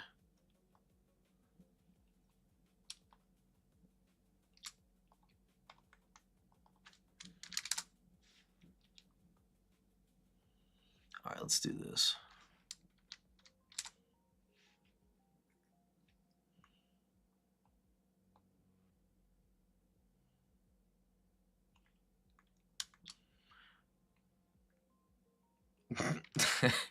It just looks like eggs.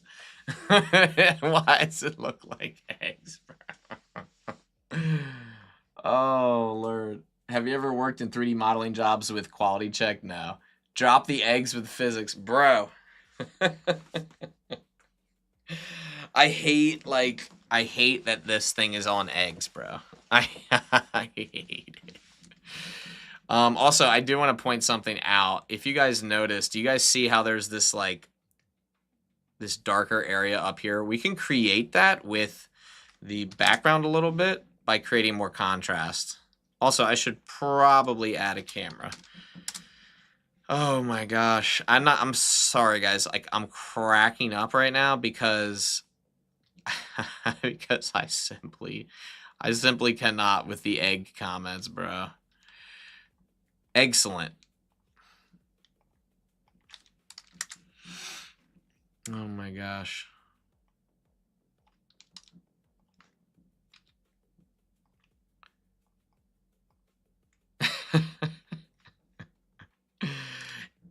The eggs, bro. The eggs.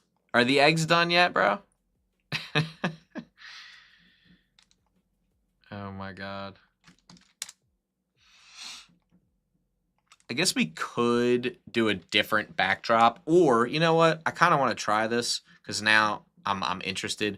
We could just do a new geometry node setup on here and do the whole distribute points on faces thing.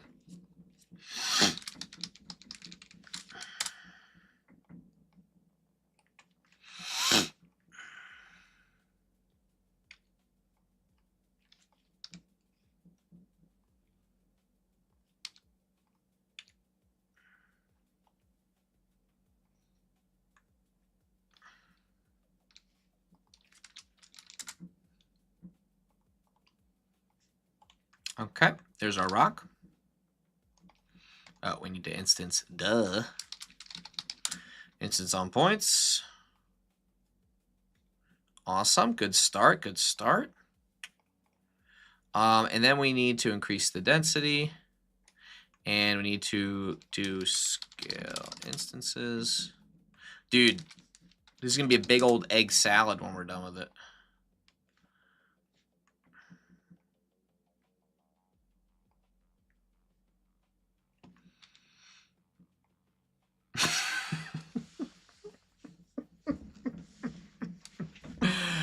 Oh my gosh, bro. It's beautiful. It looks so bad.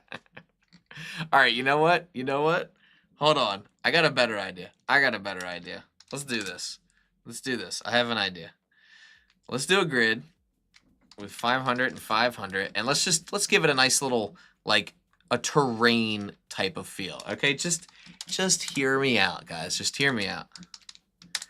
I don't know if this is gonna work at all. This might look so bad, bro.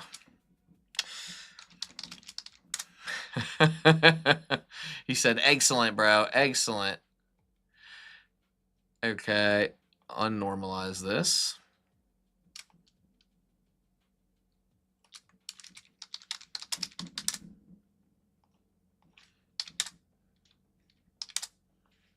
Okay, let's get that detail up.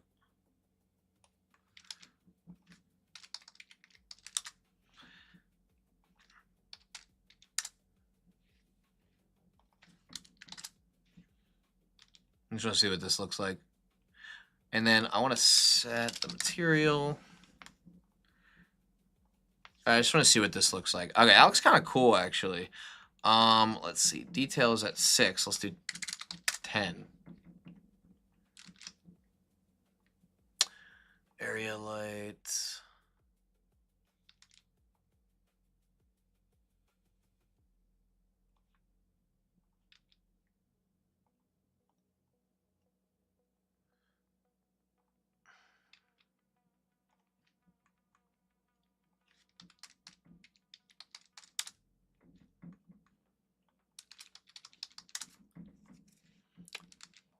Bro, it really could go higher. Oh my gosh.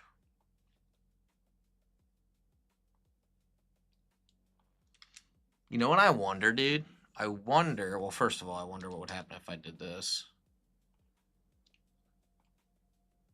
Very cool. I kind of want to see what would happen if we did like a rock material on this terrain.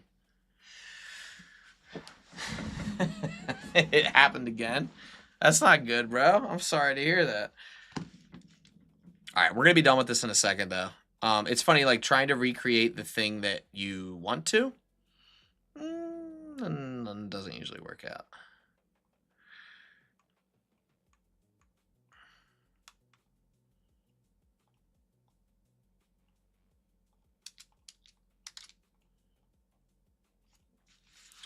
All right, let's try this.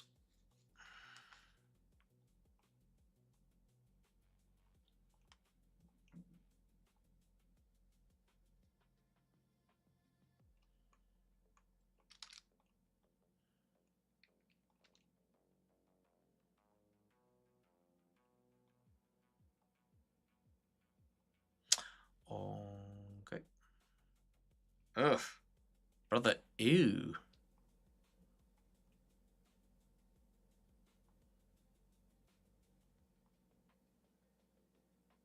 You know, it'd be really cool is if we did, what if we did, well, actually, I could probably just find an image and go with that. It's crazy, bro. There's so much you can do. And, like, you know what? I'm going to go overkill with this, so I'm not going to do it. I think this looks pretty cool. The only other thing I would change is obviously, like, have this thing, like, actually resting on the surface a little bit. I guess you could get a close-up shot if you really wanted to of this, like, crazy, like, spike thing that we made. I don't know. Looks cool. All right. Let's see what's on our list. What else you guys got for me? Comment your next suggestion. And we'll collect the comments. And while I wait for those comments to come in, we're going to take a brief break. Give me about a minute, and I'll be right back.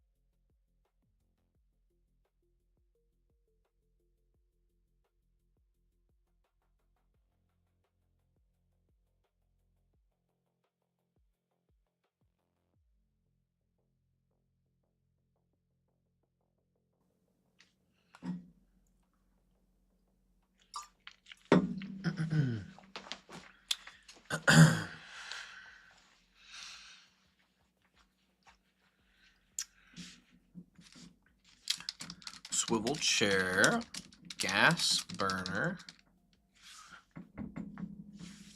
Oh, model the same object, but with only curves.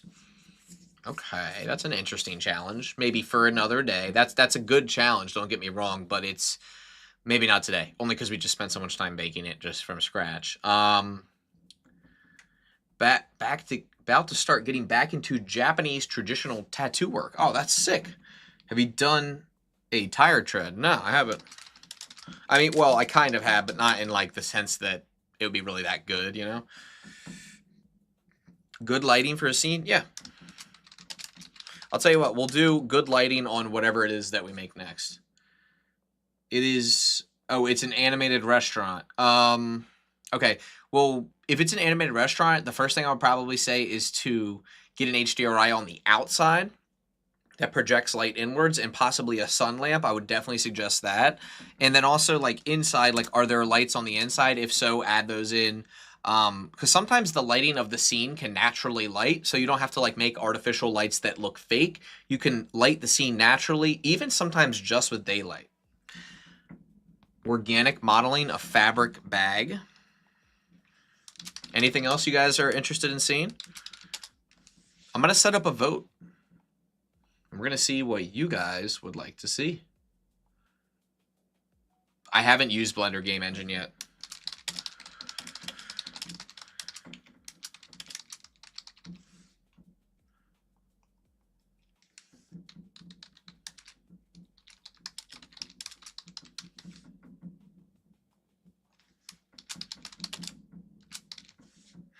We did lava lamp already. We did lava lamp already. Otherwise, I would do that.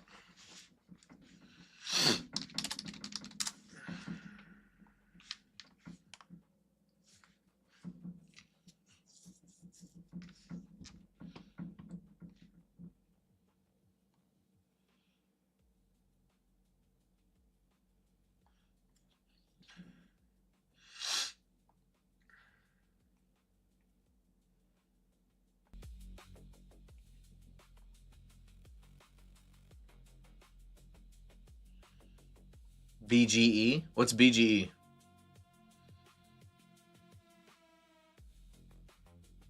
Oh, wow. Oh, a lot of people want to see tire with tread. Oh, good lord. Come on, guys. I'll be honest, that's the one I did not want to do, but that's okay. I understand. Oh, Blender Game Engine. Oh, I got you. I got you. It's not always a smooth one. I've never used it. I've never used it. I'm sure there's cool things about it. I've just personally never really used it, and I think there's probably a reason it hasn't taken off. Maybe there's just other ones that were more popular at the time, or they caught on a little bit quicker. Oh my god, even split. Even split back again. Yes. I mean, guys, so I just want to let you know as like a heads up, because like these live streams are frequent right now, but that's only because I'm on summer break. I'm a teacher, so full time I am. That's what I really do. But like this is just for fun during the summer, mostly for fun, sometimes for business. But you probably won't see me like as much throughout the next few months here. I try to do this on the weekends when I can, like when the kid's napping or something like that. But I want to let you guys know that I'm going to try to like be more consistent with these. It's just tough because I'll be going back to work soon. So I just want to give you guys a heads up about that one. No pirate ship. Nope.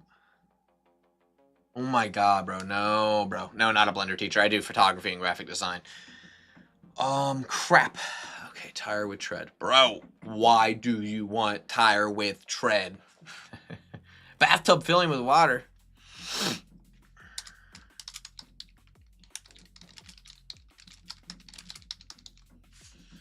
All right. Darn it. You guys really want the tire with tread. All right, fine.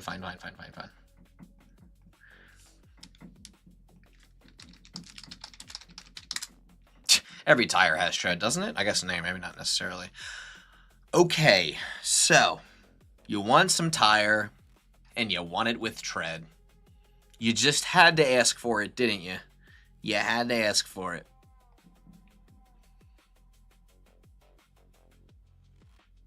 They're all so different. All right. Let me just find one I really like. We can probably do this one.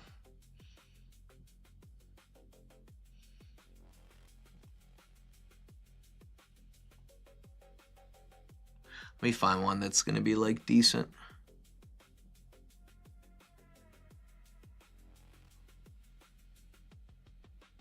All right.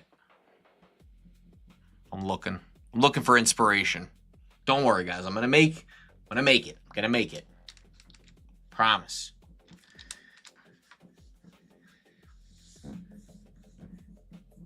Glasses and headphones you're making? Oh, what, my face? Bicycle? You want a bicycle tire? Nah, dude. Let's do a car tire. I mean, no offense. I just you know what? I need to do a large picture here.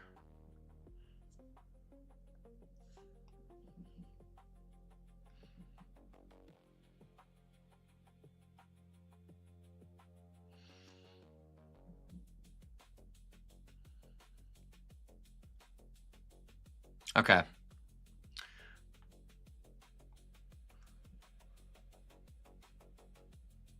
So we're going to be using, what is this, an all season tire here? All right, we might be able to use. I'm slacking. I'm not avoiding it. I promise I'm not avoiding it. I'm just trying to find my favorite one. Okay, guys, I'm trying to find my favorite one.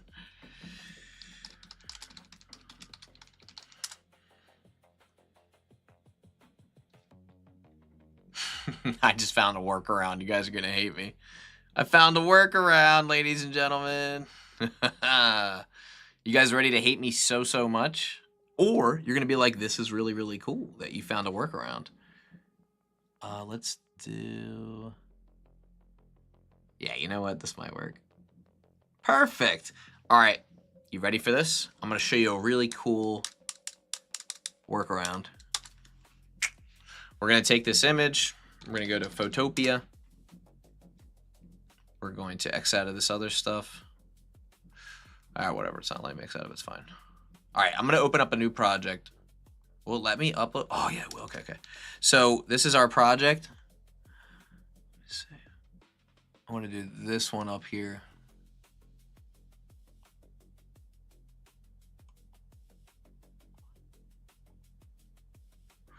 All right, what I want to do is I want to get rid of these because these are not... I want to get rid of anything that's not going to repeat.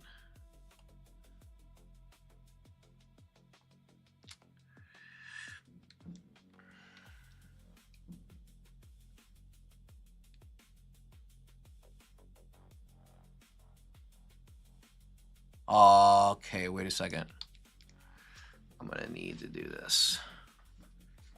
I think I need 2 of these. And then I'm going to need, let's see, part of this. It's really tough to see where it starts and stops, but we're going to try our best here. All right, we have, I think if we do this, we might be able to make this work.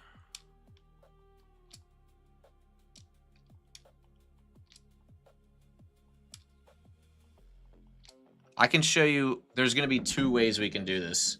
You can do a depth. Yeah, we're going to do the displace thing, but we can also just model it. We can model it too. If you guys really, really want to, we can.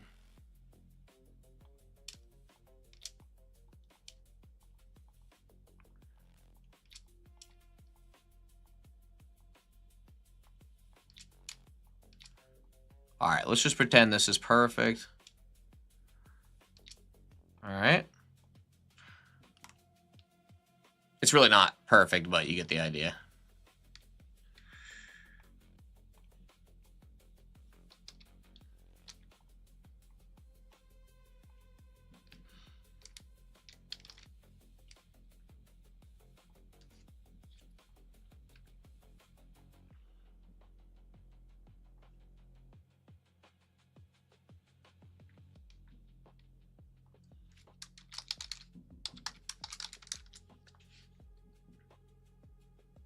Yep, that's probably how I'm going to do it. So, all right, I'll show you the traditional modeling approach first, since I know I'm going to get some haters in the chat if I don't. All right, so if you want to do traditional modeling first, I'll take this tread, add a plane. Okay. I probably will just model this from a plane here.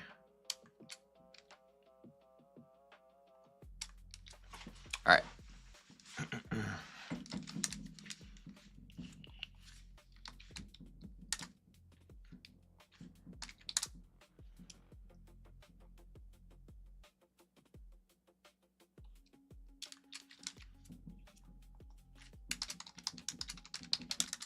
Okay, so what I'll do is I'll tap into edit mode, bring these guys in, and I'll just slowly start moving these pieces outwards. I'm probably going to go more or less pretty basic here because I'm probably going to apply a subdiv.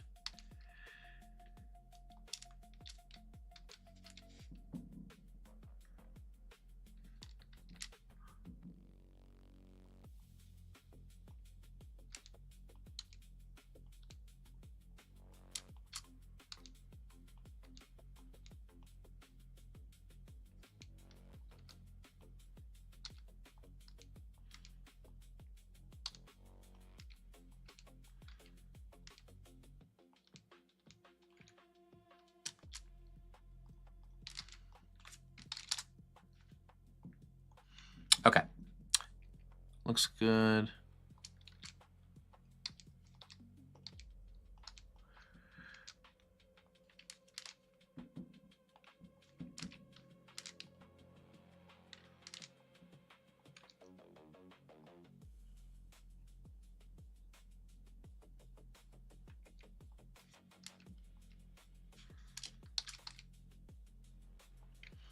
This isn't going to be perfect, but you get the idea. Actually, I don't even really need that. Tell you what I'll do.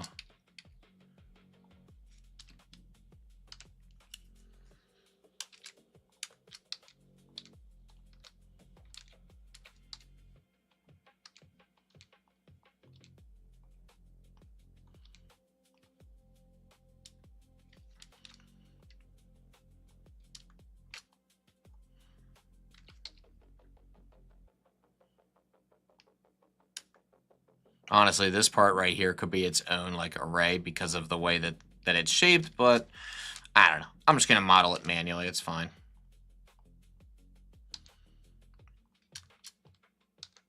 I know you guys are probably thinking, oh, what are you doing? Don't worry. I'll clean it up. I clean it up. I always do. Or you guys don't know me that well. You're probably thinking to yourself, this looks awful. Completely agree with you. But I clean it up. Okay, there's the first part of the cleanup.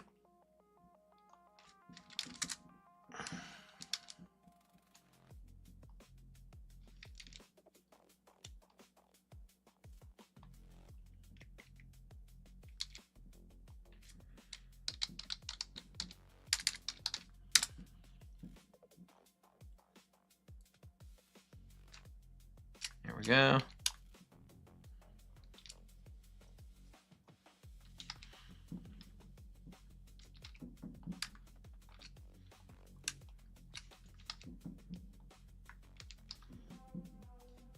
Oh, also, duh, don't forget your loop tools.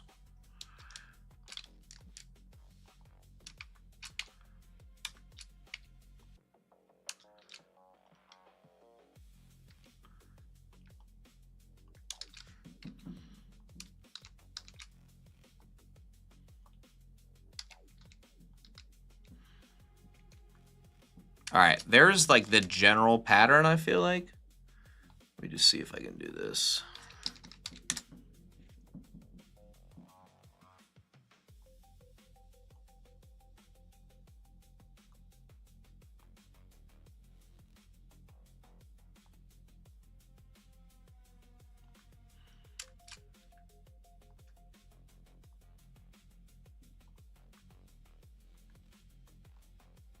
Oh, wait. I already did the array, didn't I? Oh, I just didn't set it up correctly. Heck, bro.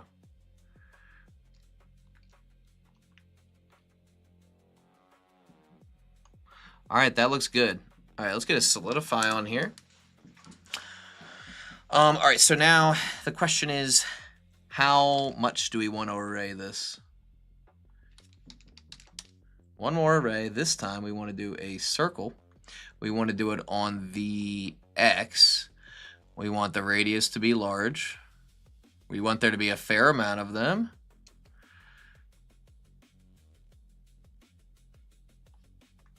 That might be too much.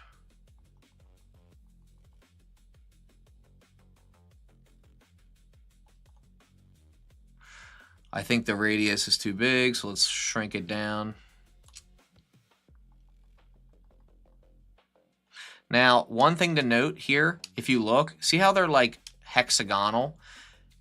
The reason for that is the amount of like, I guess, vertices. So I'm going to try distance.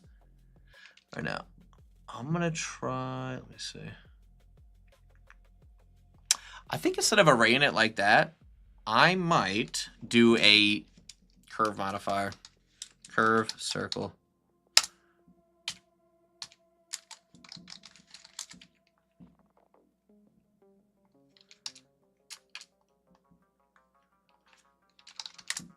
This is going to get ugly, just FYI. Oh, why don't you just cut it out of the plane? That's a great idea, too. I didn't think of that. Honest to God, I really did, genuinely did not think of that. That's a fantastic idea.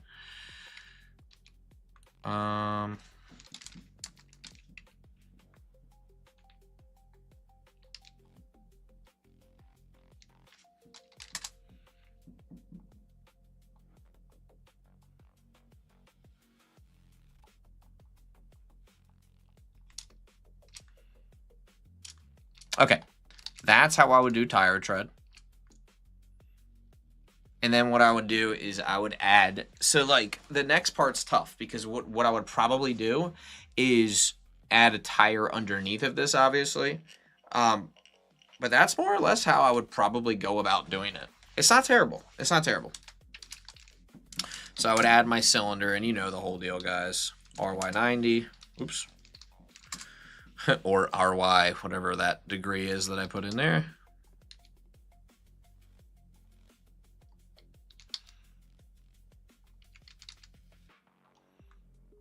All right, now, this is the tough part because you have to kind of say, okay, how is this going to look, right? I do want to zero it out on the Z axis. Nope, no, I don't.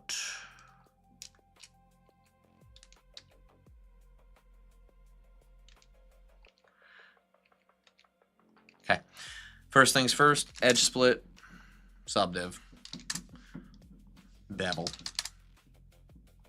Not in that order. Tab and edit mode, SX to scale. Okay, and then we're going to give this a few of these guys. You already know the drill. We're going to inset both of these. Delete. There's our tire. We need an inner wall, so I'll do solidify.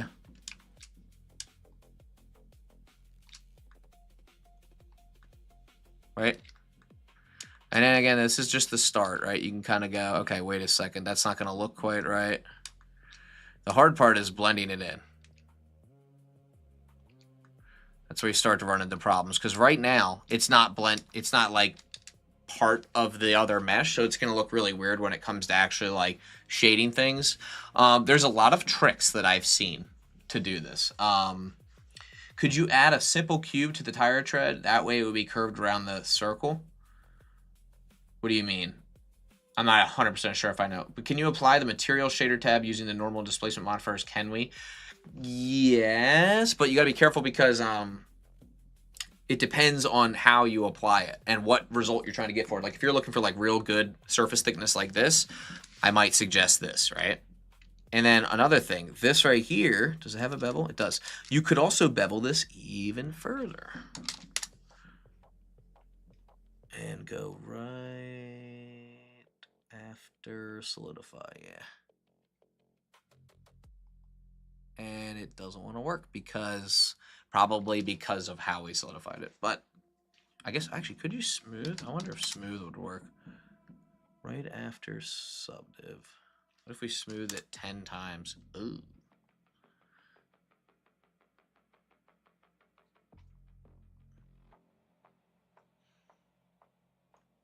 Brother, ew. You could remake. I mean, you know what? I won't get that. I'm gonna go on a whole nother rabbit hole. That's also true too. You could do that. I don't even remember the tire we were modeling, to be honest with you guys. Another part of this is like, okay, you have, let me hide this. You have the tread, but I'll hide this. What some people do is they'll take this, right? They'll kind of go like crazy with the amount of like with the amount of subdivisions. Okay. I'm going to reduce the bevel a little bit so it's not breaking everything.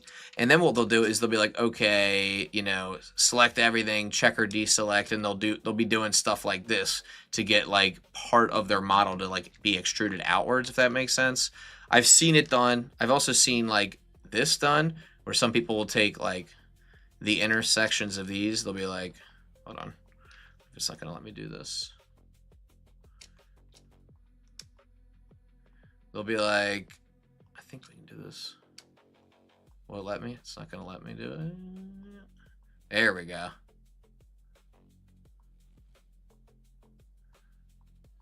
Really doesn't want me to select it. But what they'll do is they'll do like select, check or deselect. And then they'll like, you know, extrude like parts of this. And you can get like some interesting results on the side. This looks horrible because I'm not doing it correctly, but you get the idea. That's what a lot of people will do. And they'll push it into the surface of the thing that they're rotating around. I've also seen, this is tier, thank you. Oh, this tier, yeah. So I've also seen people do like, instead of like an array modifier, they'll use the, is it spiral? I think it's spiral. And they'll do some crazy intricate work and like connect it together and then subdivide, remesh, bevel it, all this crazy stuff. But for the most part, I feel like this is how I would go about doing tire tread. The other way that I was going to show you guys, I'll save this. In geometry nodes, oops, didn't mean to delete it. I meant to hide it. In geometry nodes, you can do this. You can grab a grid. And you guys know what I'm about to do because this is really cool, right? So you know I'm going to separate geometry. What geometry am I going to separate? Well, I need an image texture. And then I'm going to separate geometry from the image texture. The image texture in question is the one I saved, which is our tire tread. I need 100 by 100 vertices. And what I need to do is color ramp so I can like extract the pieces that I want. I want the opposite, so I'll do this. Perfect. Now, look at that. Look how much time we just saved. See that? That's powerful. And then what you can do is smooth geometry.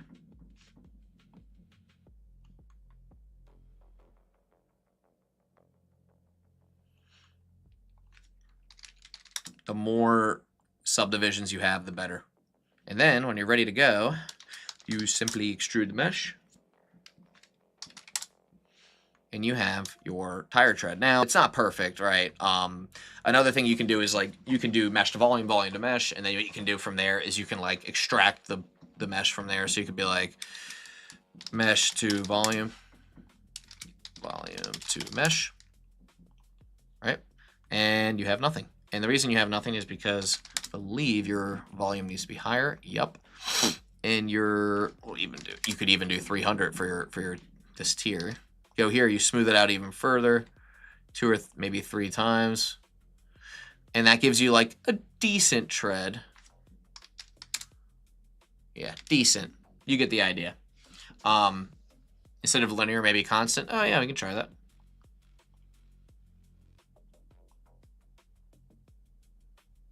Not horrible. Kind of gives you a rough idea of like what this could look like. You don't have to do all this stuff. You can easily just keep it like this, but you kind of have to be careful because you want to smooth the edge boundary. So hold on, actually, is edge boundary. I wonder if this will help. It helps a little bit. point.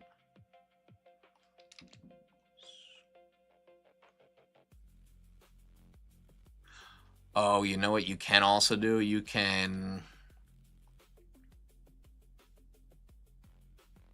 Could merge by... There's a lot you could do here. There's really no edge boundary here, I guess. Oh, the other part, the higher quality of the image, the easier it's going to be, obviously. You can, oh, you know what you can do? You can do blur attribute on position, but that's pretty much what this does blur attribute on set position, but oh, I wonder if you can triangulate it first.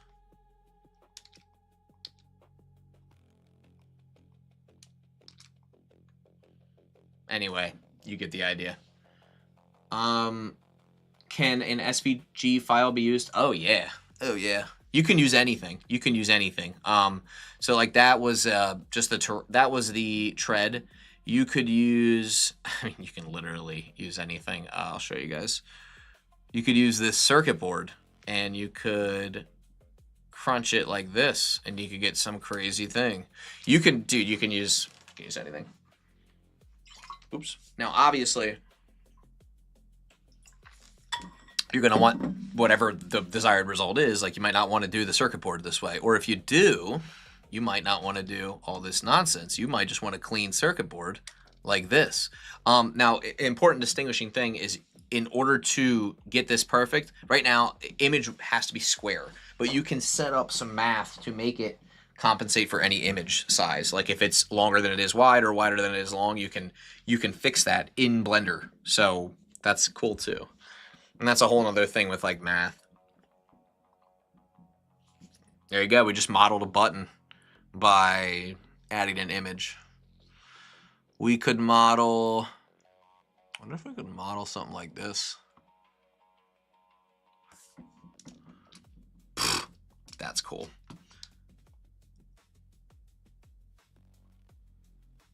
Bro, I just got a crazy idea. This is crazy. I don't know if this is gonna work. So, hear me out. You guys ready? We have 63 people watching. Just hear me out. Hear out how crazy this would be. I need to like close my door because the government's listening. Like, you take this method, right? Notice how when I'm sliding the color ramp, I'm almost getting this like 3D view of our mouse. What if, oh my gosh, I can't even like describe how excited I am about this. If it works, what if as we were controlling the color ramp, which I think we could do with a math node, what if we placed points as it was animating in and it generated a point cloud in 3D space of like our geometry? Could that work? Should we try it? Could that work?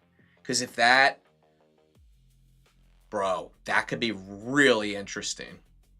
All right. You guys give me permission to do it and I'll do it. I'll try it. This could be next level. Now, I probably wouldn't work on every image, but in this case, it's for some reason it's working on this image. It's probably just because of the angle or something, but like, bro, this could be crazy. This could be crazy. Thoughts? Lock in, bro. Lock in. All right, you got me.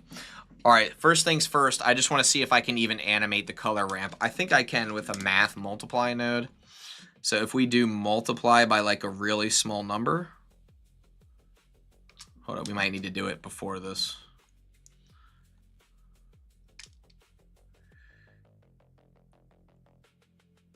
Bingo. And if we switch it to divide. Awesome. Now check this out. Ready? This is where the fun math comes in. Because now we can control the division value with none other than the scene time frame. Now if we press play and we do like 0.01, look what's happening. You guys watching I'm not doing anything. It's doing that on its own, bro. So now hear me out. Hear me out. Ready? This is where simulation zone comes in. So first of all, I want to try this with a really small scale first. So let's try it with 100 by 100 just to see if this works. Now, here's the theory. We convert this to points, right? So here's the points. Let's just watch as the points come in. There's the points being generated. And then they stop. Now, here's what I'm thinking. If we send this into a simulation zone, every single like frame, we move it up just a little bit. I think this will work. And then we join them all together. So let's do a simulation. Let's join this here. Now, if we press play, it should just look... Wait, it's not looking the same way. Why? Oh, because we're not really doing anything with the points. Might have to do this. Join geometry. All right, there we go. There they are. They're joining in together. Perfect.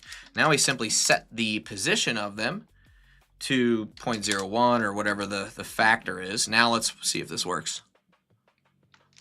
All right, it's too fast.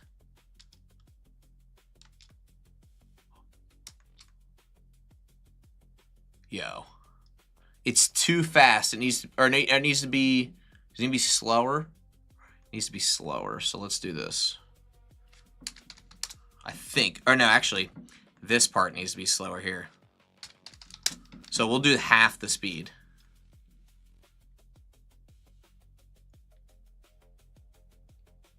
It's like kind of working. Now the point cloud looks fine. The question is, how do we, actually, I guess we don't really want to, do we really want to rejoin them? We do want to rejoin them because we need the original ones that were moving up. Do I need to do it in reverse? Let me move it down instead. Let me move it down and see if that works.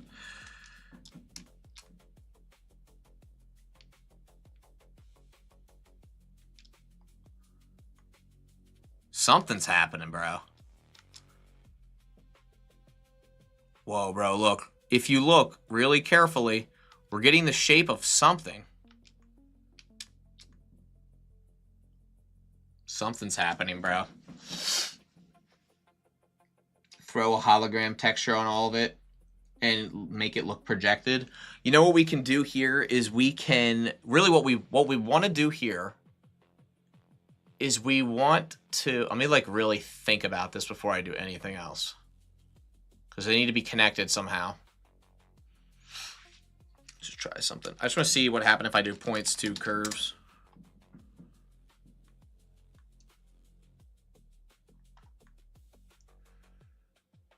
You know what's crazy? If you look from this angle, you can almost see the profile of the mouse.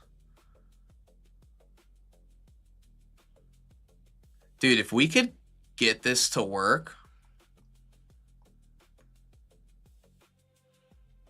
I wonder if it should be even slower. Let me just try even slower real quick. Also get this out of here, bro. Maybe it's the speed at which it's happening. All right, so it stops here because then it has the whole image. Bro, I am seeing the profile of the mouse.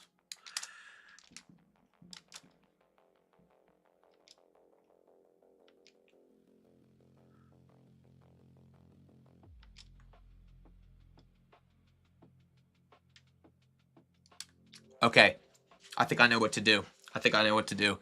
What we're going to do is we're going to convert each one of these into a line. And then we're only going to select the endpoints of those lines and delete everything else. I think this is, look, you guys see this? I don't know if you can see this or not, but I think this is work. Bro, it looks like the mouse. Bro, it looks like the mouse. Hold on. Are you guys seeing this? Oh my gosh, bro. Okay, so here's what we need to do. We need to, okay, right here, when we separate the geometry, I need to do a stored named attribute, and I need to get the integer for each index of each point. So I need to collect it right here. So what I'm doing is I'm telling Blender, hey, can you do me a favor and grab the index of each starting point of this, which is like the, you know, the, well, actually no, because it's not a point yet. Smash the point. I'm gonna name this. I'm just gonna name it mouse test. It's fine. It doesn't matter what it's called. Now, when I do mesh to curve here, or sorry, points to curve. If this works, it's going to be crazy. So right now, it just combines it into one big messy curve. But if I use my named attribute, which is going to be an integer called mouse test, we need to, hold on, it needs to be right, needs to be right here.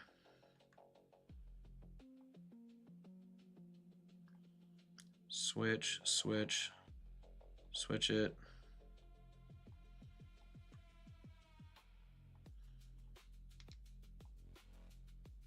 Did it work? Did not work.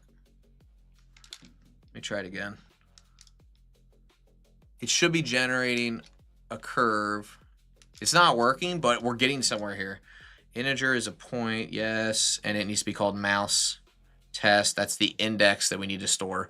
Okay, wait, I think I know what we need to do. We need to store it on the grid. Let's see if this works.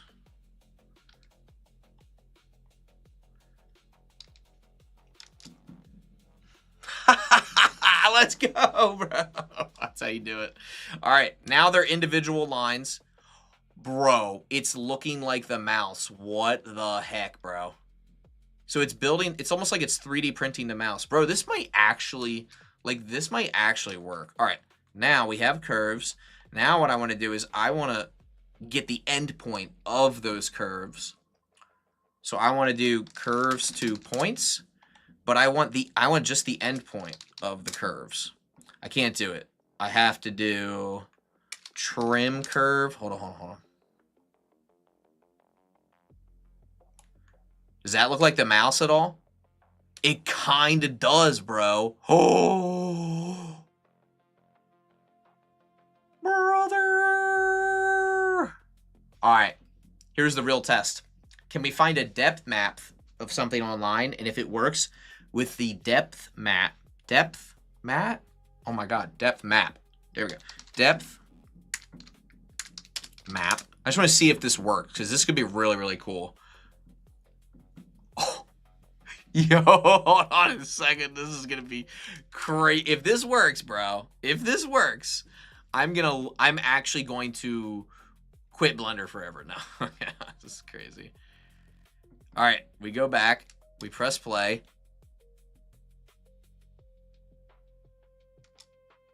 Oh. All right, we need to raise this.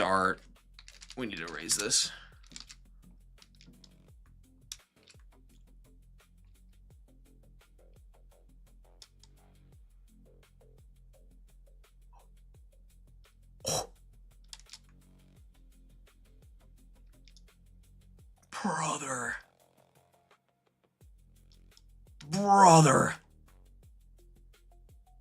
Bro, there's actually no way, bro. There's actually no way. Bro, I don't think you guys understand, what you could do with this. Now, you need the depth map. The reason the depth map works so well is because it's black and white. And it knows, basically, the brighter something is, the closer it is to you. Let's try the teddy bear, bro. Teddy bear is going to get distorted because it's not a perfectly square image, but we'll try it. Bro, this is about to be insane. Here, let's speed it up. Let's speed it up. Where is it? We'll do 3 times as fast. All right, that's a little too fast. We'll do half of that speed. The real question is, can we connect these points back together into a mesh? This goes to show you why you actually want to do it slower. The reason this is so intense, too, is because there's just so many points. So I think right here, where we do mesh to points, we could delete the stuff we're not using. There's the teddy bear, sure enough. Let's do it slower. Let's go back and do it a little slower. Let's just let it play through. I think it's using way too many points. I actually think it's using way too many points. Well, it was nice. It was nice having you use Blender. What are you going to move on to next? this is insane. There's the teddy bear. Bro, there he is with the depth map. Dude, this is insane. Because we just plotted all the points. You know what we need to do now? We need to take the... There we go. It should be faster now. A little bit faster. Do you guys see the teddy bear, bro? All right, let's get a square depth map image so we can really, really test this thing. Squirrel would be good. Oh, the dragon, bro. They would. Bro, they really would put that on there. Yo, this is insane.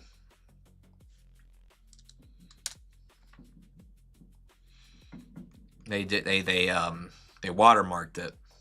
Also, I don't own any of these images. We're using them strictly for testing purposes.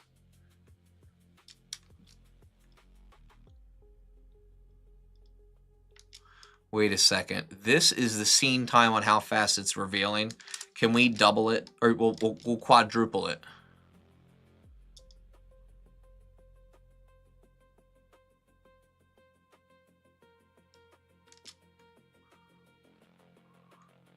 Haha, brother. How sick.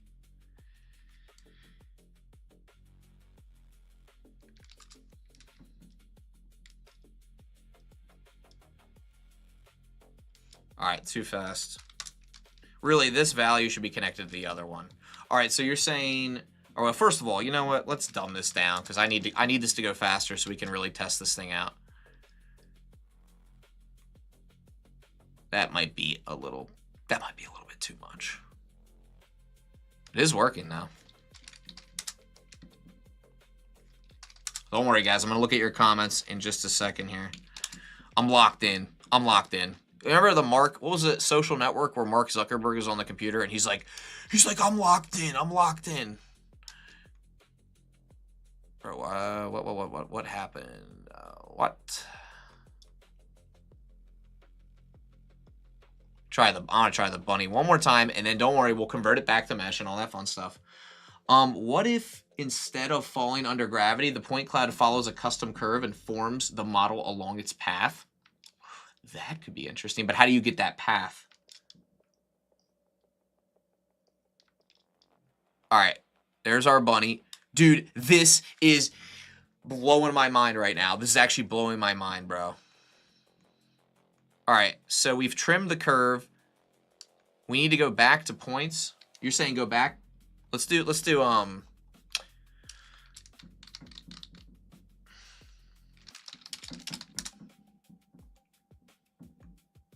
Yo, brother.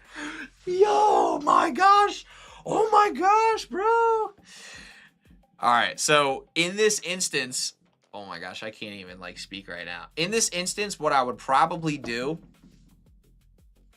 I don't know. Can you do points to volume? Can you do points to volume? I don't know. You can do, oh, you can do points to volume. And you can crash Blender while you're at it. Let's see. I don't know if this is going to work or not. We'll try it. Yo, Blender doesn't want us doing this, bro. Oh my gosh, bro. No, bro, you guys aren't stealing this node setup for me. No shot. I'm just kidding. I'll show you the nodes in a second.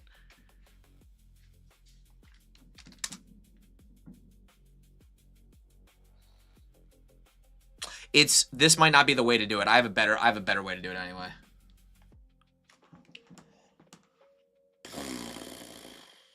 That's okay. I remember how to do it anyway. I'm just gonna delete the whole file, guys. I'm just gonna remake the whole thing anyway. Just kidding. I actually really don't want to give you guys the secret sauce, but I'm a good guy, so I can do it. I'll do it. I'll do it. You guys really want the secret sauce? All right, I'll tell you what. I will give you the secret sauce, but in order to give you the secret sauce, you have to all send me $1 billion. No, you guys have to follow me on Instagram and say what's up. All right, here's the secret sauce. You ready? Pay attention. Here it is right here, okay? Let me consolidate it for you. I shouldn't be giving this away for free, bro, because I'm going to make this into an add-on. Can I trust these guys? Can I trust these guys? If you go off and make this an add-on, though, you're in deep, deep trouble with me. I'm going to get your account canceled. All right, here you go. Let's see. Go for it. Screenshot it up. But further development from here is going to be all me right here. Go ahead. You're welcome. All right, now let me go back. Let me play this. Let me play this up. It's almost like too valuable. Like I really don't want to give it away. I'm not even worried about converting it back to mesh. I just can't even believe it's working at all, bro. I just can't even. I cannot even believe it's working. Now there's some missing points here. You know, you can interpolate. I think you can like interpolate these points somehow. Oh my gosh, bro. It's too good, bro. I kind of want to try it with the mouse one more time before we move forward. I just want to see, because like the whole idea was, can we make the mouse into a 3D object? Because it was a top-down view. Where is it? Was it this one? I think it was. You know why it was working so well? Because it was black and white, bro. Here's the mouse. I don't think the mouse is going to work as well because it's not a depth map. Not terrible, though. Look. Dude. I swear to God, if you steal this from me, you're so done, bro. You're so done. Please name the add-on as tire thread, bro. Print to mesh somehow. Well, we're getting there. We're getting there. I kind of want to keep testing it on different things just because it's so cool. Oh, bro, will it work on the button? Oh my gosh. Oh my gosh, bro. Oh my gosh. Oh my gosh, bro. It's working. What? What? What? It's not actually. This is not possible, bro.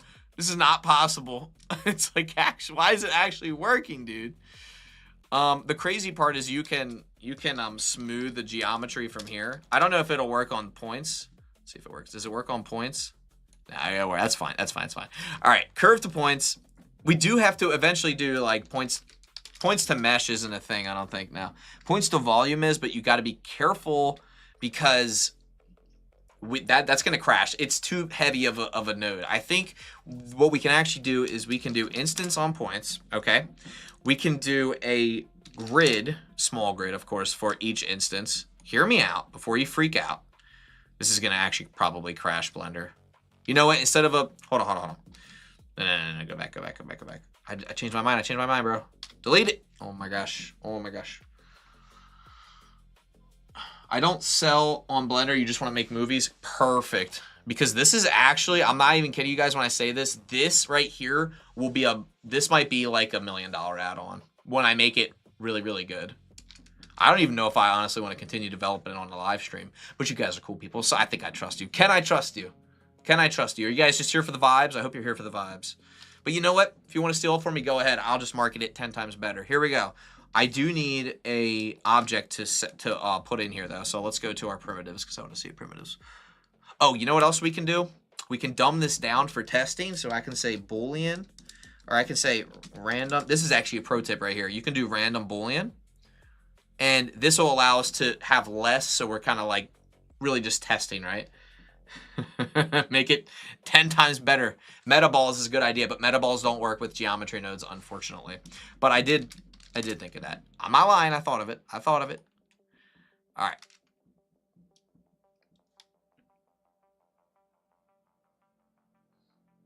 Oh my God, bro.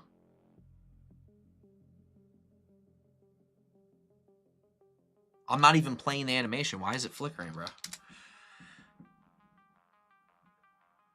Dude, Blender is not happy with me right now, bro. Here we go. Better. Much better. All right, let me try a couple more images. Just because this is just so much fun to try. And we'll try a couple more depth maps too. Oh, here's a real depth map. Now this is different because we know how to do this with displace. But this is what is this called? What was I gonna say? Oh, this is a mountain range. Dude. Oh my gosh. This is the most beautiful thing I've ever seen, bro. Trim curve, curve to points. Can I just separate, select separate geometry. Does separate geometry have a curve option? It does. Okay, hold on a second. I want to separate something from our curve, or from our curves. I want to separate our endpoint. Can I do that? Well, let me do that. And then curve to points. It does.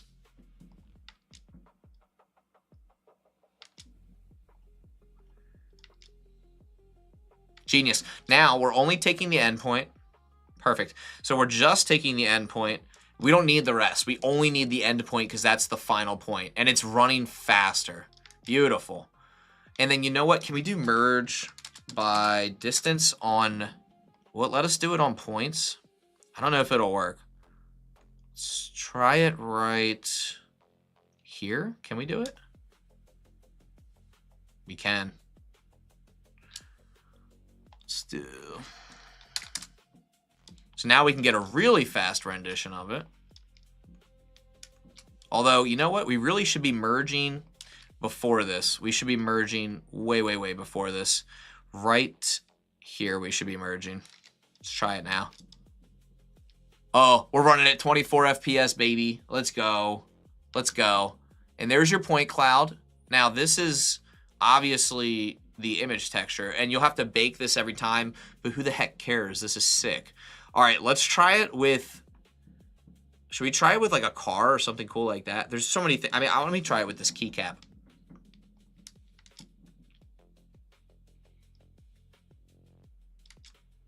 Not terrible. All right, now we have our points. Now we need to connect them.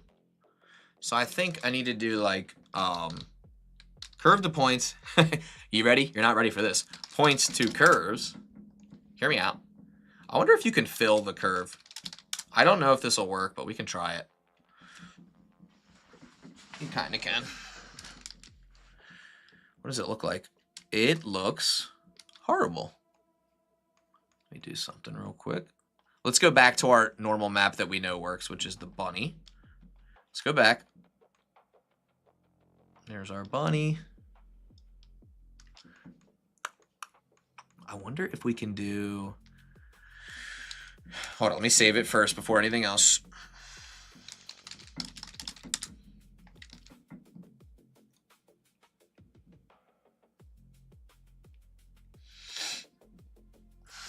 Do a car. All right, we'll do a car next. Bro, if this works, though, this is actually, like, insane. Blender's about to, like, crash right now, though.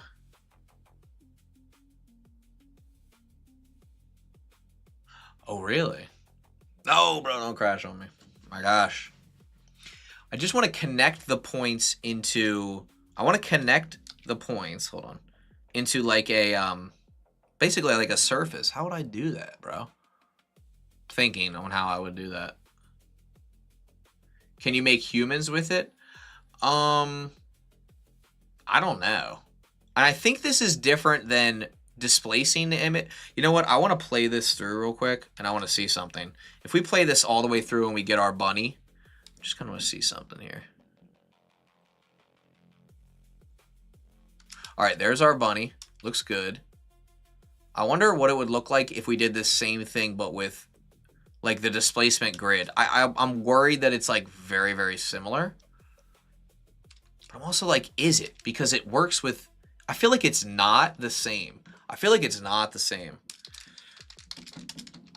Oh, I didn't know you could do points to vertices. Ooh. And then how do you connect all the vertices, bro? Can you connect the vertices? Because that would be huge if you could.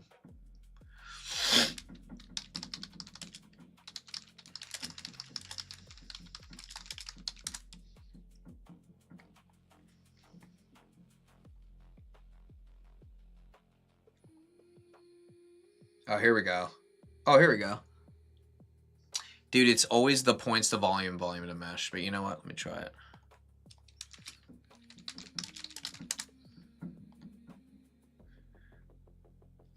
The thing is, this will work. It's just so... I don't know why, but it's just so slow.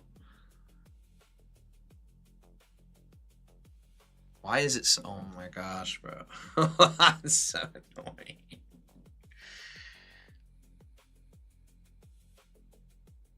I'm really thinking...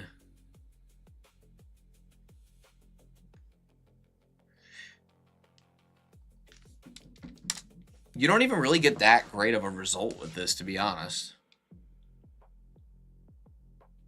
Yeah, I'm going to get rid of this. Yeah, I thought about that. Yep.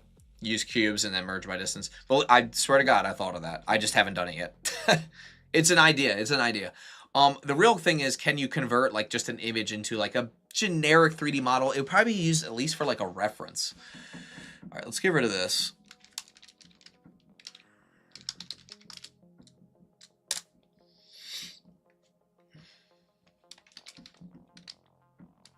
It's going to be a fire add-on, bro. Here, let me do this. Let me just extract this this thing real quick. All right, I want to extract the top face.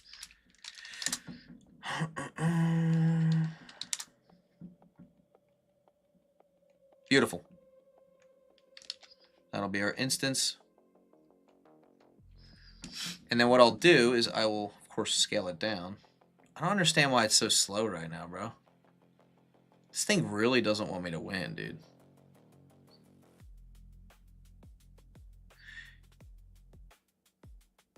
Wait, I'm sorry. What did you say? It's double the objects that you're using? I've tried it via position pass and it worked. Only problem was the material at the end. Bro, this thing should not have a lot of faces, though. It literally is the simplest, and it's an instance. Why is it... This, honestly, I am pretty surprised that Blender is going this slow because, yeah, this shouldn't be... This right here should not be slowing this thing down at all. Let's see what frame rate are we running at here. Dude, we're running at 24 frames a second, bro. Now we're running at 12. All these are points. You know what? Let's turn our timing on and see what's taking up the most time. The grid is taking up 1 millisecond. Merge by distance, bro. That's what's taking so long. But I feel like we can... Mesh to points. Join geometry. Okay. Points to curves. I guess we really don't need to do points to curves, do we? We kind of do, though, because we need the end. We need the end point. Bro, how is points to curves creating that much of an issue?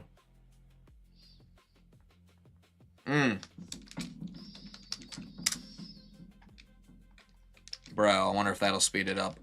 Resampling the curve.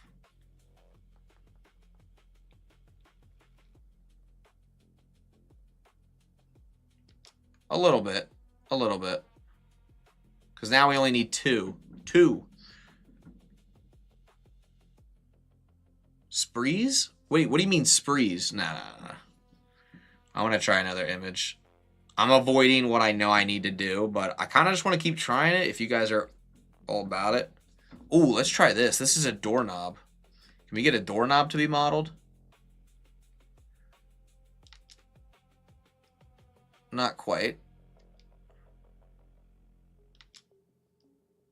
But like also kind of.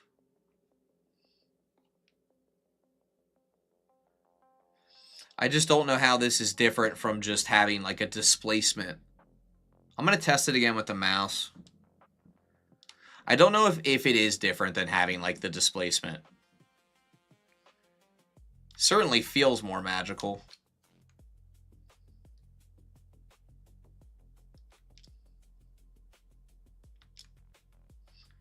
I don't know. There's something cool about it, though. I think the idea is that it becomes like a solid mesh is maybe the cooler part about it.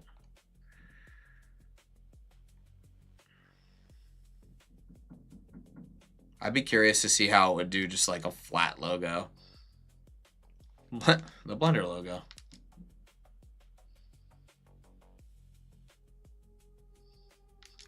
What is it doing, bro?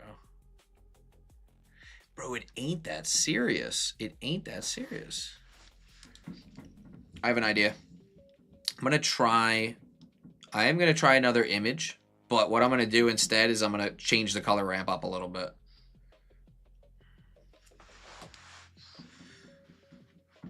I think the depth map idea was genius. Thank you. I appreciate that.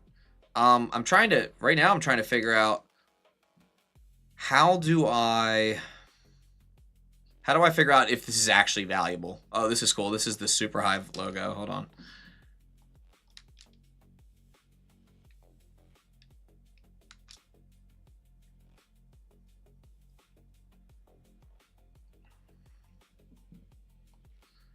Let's go all the way back in my downloads, bro.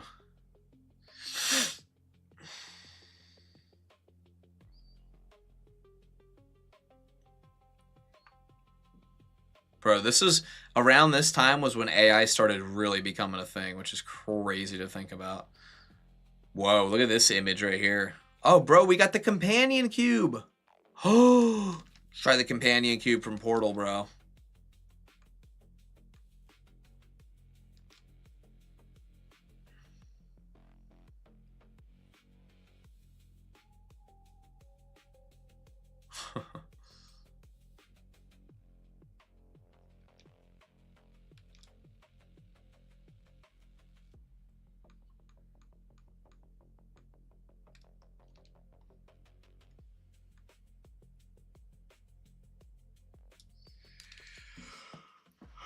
Copy a node from Nuke, which could help masking, etc. Yeah, that's true. Does it work for mesh if you make it in Blender?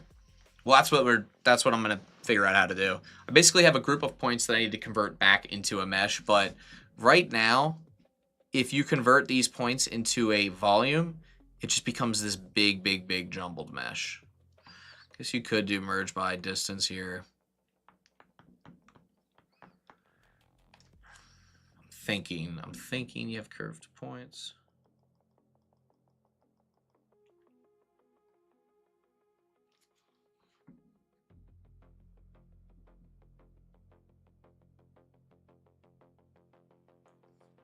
I can't believe that the instance on points doesn't work. I don't know why it doesn't work, bro. It doesn't make any sense.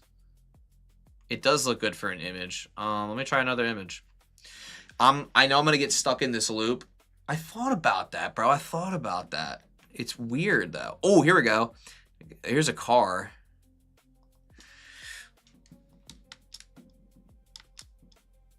Yo. There's the car. Not terrible.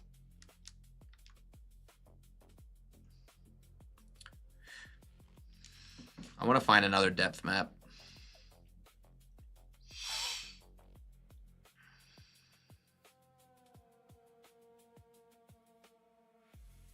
I wonder how you can make a depth map. Bro, what? Blender tutorial how to make depth maps. Yo. Oh my god, bro, look. It's Suzanne. Should we try it? I mean, we gotta try it, right? It's Suzanne.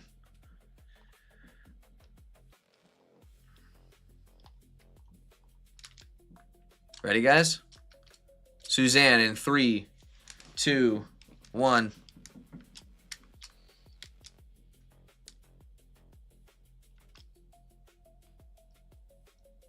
It's there. It's kind of hard to see. I wonder if we reverse it.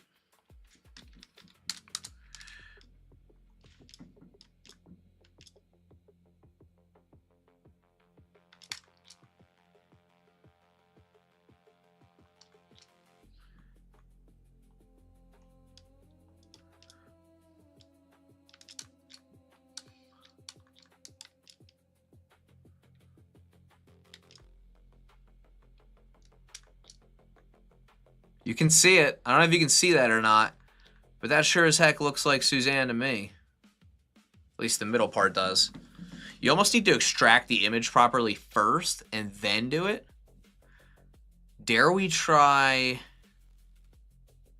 I have this image of just like something I painted for another live stream. I want to try this little creature. Yo! What? Brother. That's crazy. What the heck? Ain't no way that I just made a 3D model. Brother, what the heck? That's insane.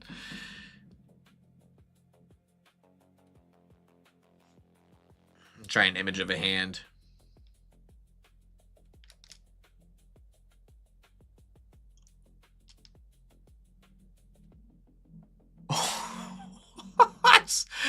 That is creepy, bro.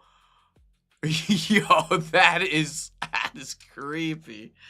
Oh my gosh, bro. You said maybe it helps. Google hyper detailed geometry from a texture in Eevee. Hyper detailed geometry from a texture in Eevee.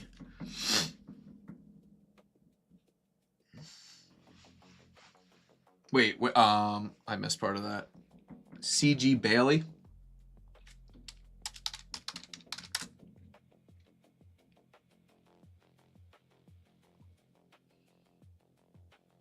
Is this it?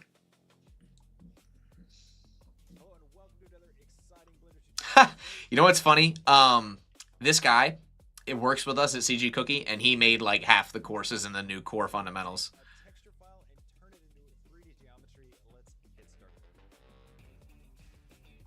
Does he use geometry nodes?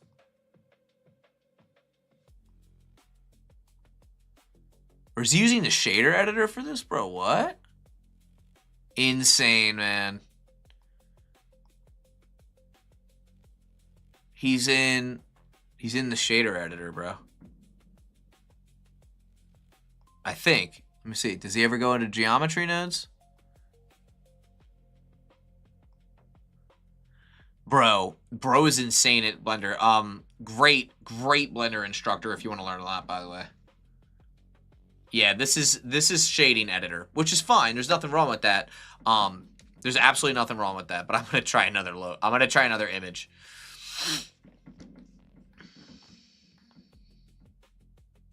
I'm just genuinely so curious as to like what else we can do with this. Because I think you can also take an image and turn it into black and white and do something with it. Let's see. Here's a, oh, this one's cool. This right here is like a textured like surface. We could try this. It did come through, believe it or not, but it looks a little bit funky. Let's try more vertices and let's try maybe a slightly lower distance. There it is. Yeah, it is heavy. It is heavy. I still think this is legit, though. I want to try this again with our teddy bear.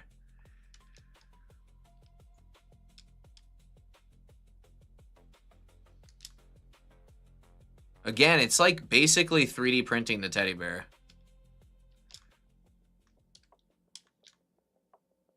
Easier to see from this angle, of course.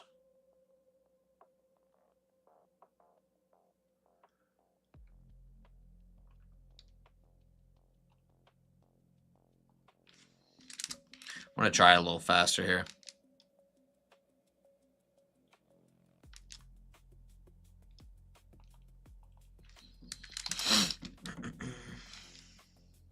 Ooh. Too fast.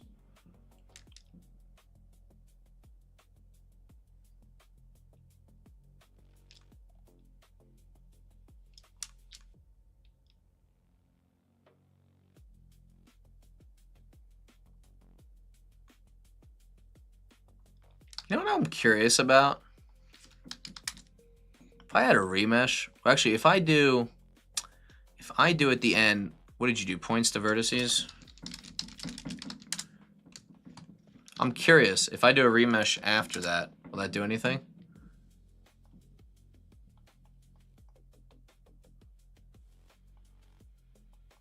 Maybe not. Shrink wrap is an interesting concept and idea, and I've done shrink wrap related things before. Hold on, I'm really gonna think this through for a second. If you color ramp the image at the beginning, should that help with the depth? I did actually, I did. Oh, at the beginning, you mean even before the image? Right here is where I'm color ramping it.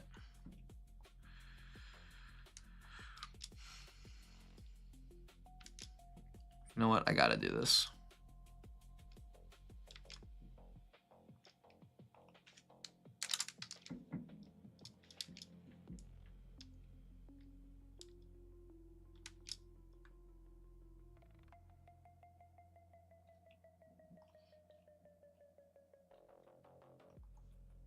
I still think the bunny is the coolest example.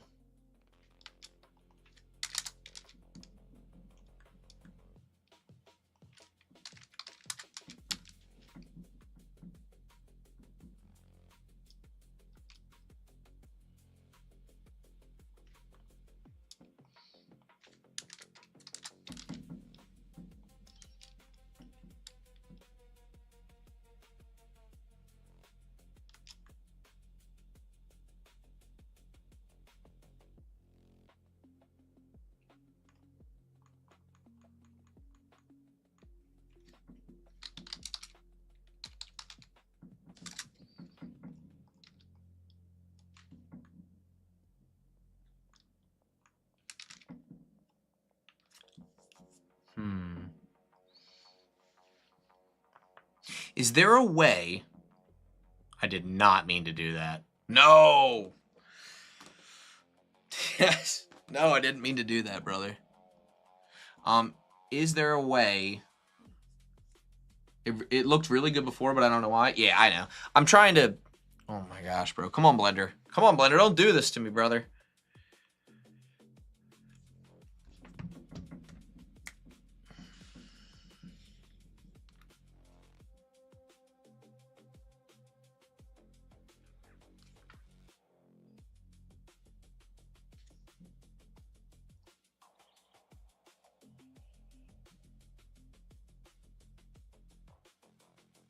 Oh my god, thank god.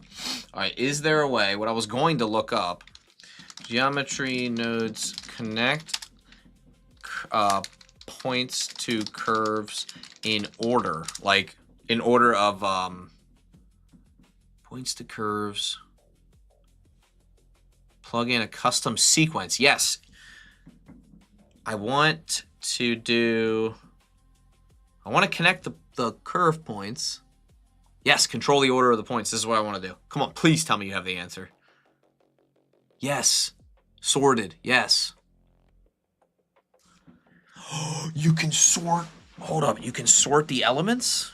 Say what?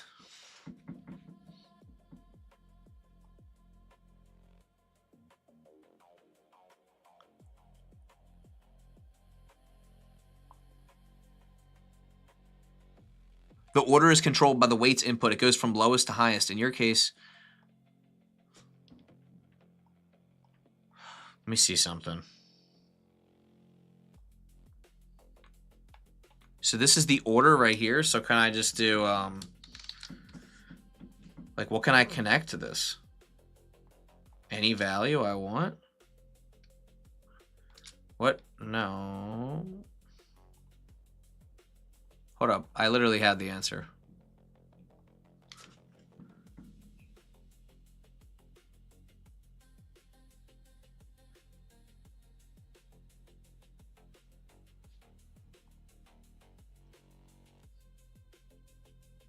Bro, how do you... Yes. How do you connect the points by the index?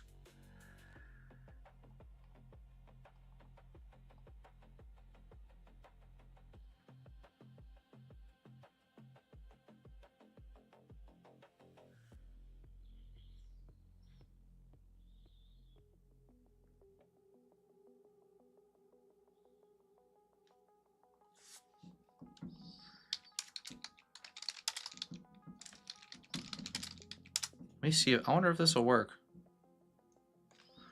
If we sample the index, can we do... We want to sample a spline index. Well, we already have the index. I want to sample this index, but it's not a spline, it's a point. Nah, it doesn't work like that, I guess. I really thought it would, though. It's such a pain. Oh, bro. Wait a minute. Wait a minute. Can we do convex hull on points? Can you imagine, bro? So that's convex hull. Let me see something here. What image were we even dealing with here? I don't even remember what we had. Oh, it was the bunny. I wonder if convex hull can work in a different way. I'm thinking through this.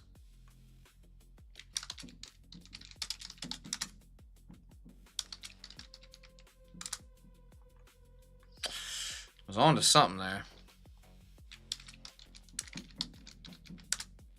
Nah, it just takes a geometry input.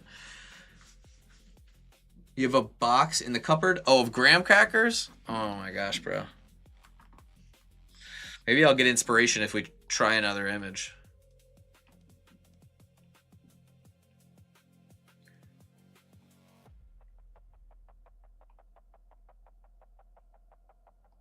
How about a Formula One car?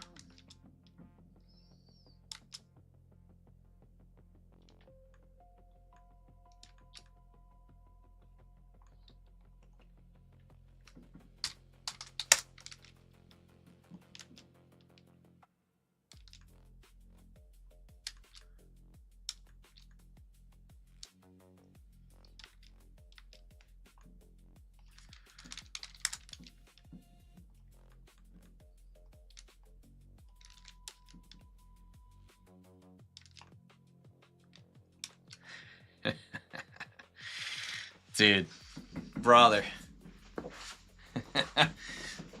Subdivide. Oh, bro, I got it. What was I thinking, brother? Hold on, wait.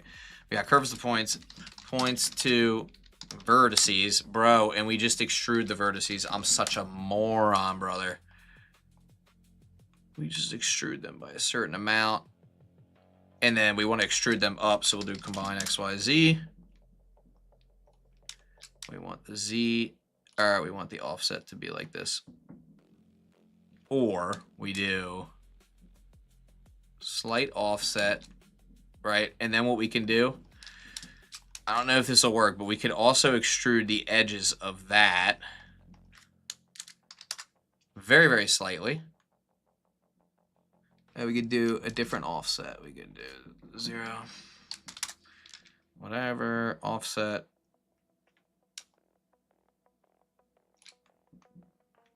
Actually, you want to do Y?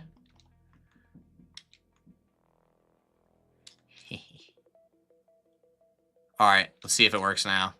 You guys see where I'm going now?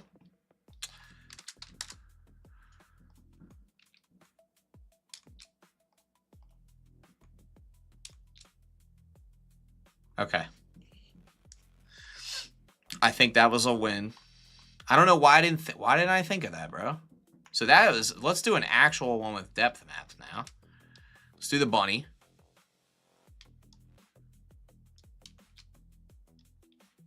Bunny's going a little too slow here. Let's speed it up.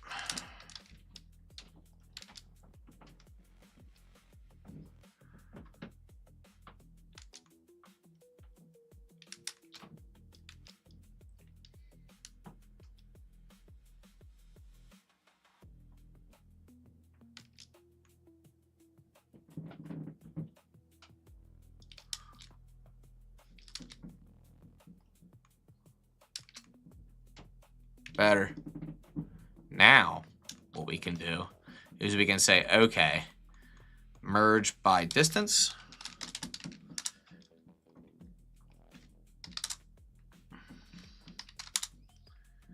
Maybe we'll do 0.005. Now we're getting somewhere, ladies and gentlemen. Now this is just an example, of course. We could probably do even less. We just do like 3.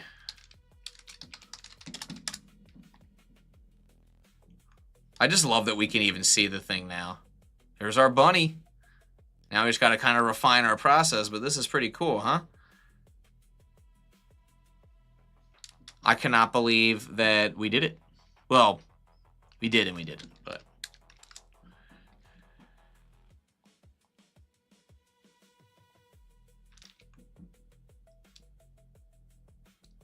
Not bad.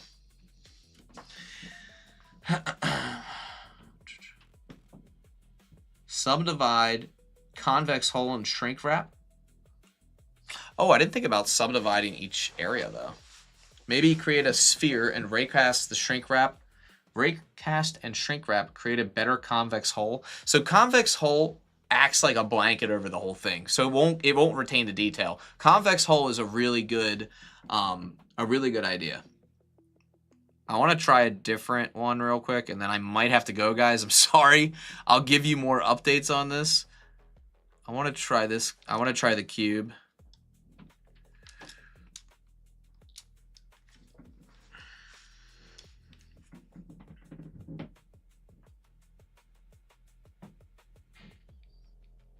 Cube's being kind of weird right now.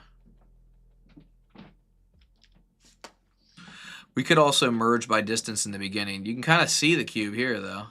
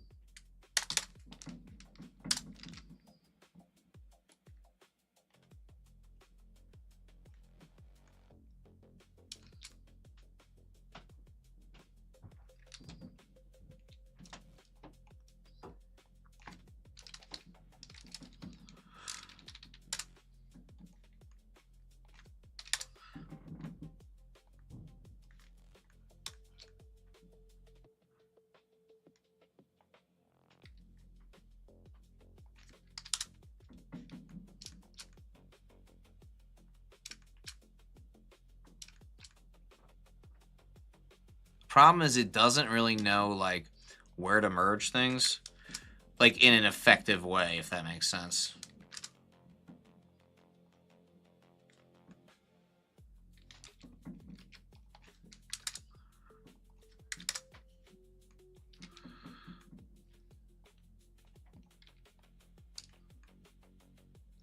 And it's making tries. It's a little bit better. I think I know. Oh, wait. I think I know what's going on. Do we need one more extrusion? Hold on. Let's get rid of this. We might need one more, but this time we do faces. And we extrude it. And then we could merge by distance from here.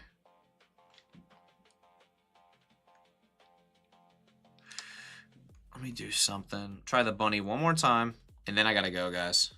I know. I don't feel like going, but I kind of have to. Actually, let me try the. I want to try the spider thing again.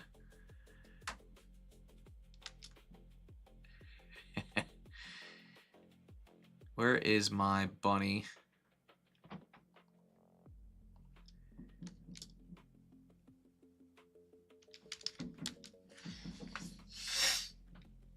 I feel like you have the right ingredients, but it might be the order in which the ingredients are placed. Yes, I do agree with that. This is looking promising right here. Although Blender is probably like, dude, what are you doing?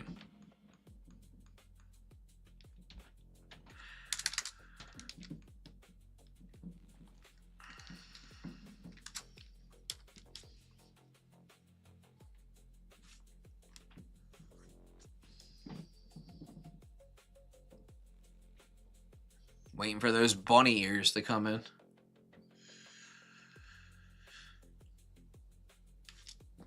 Now, it doesn't create a 3D mesh. This is definitely the bunny, though.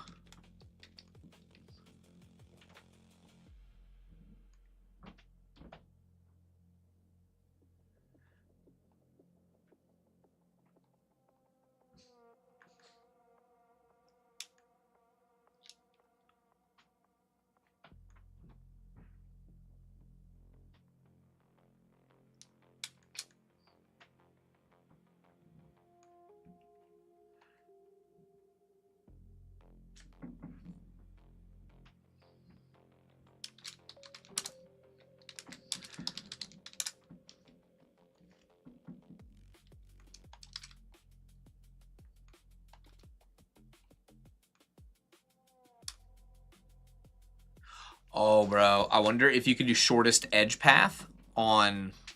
That's kind of like merge by distance, but... thinking.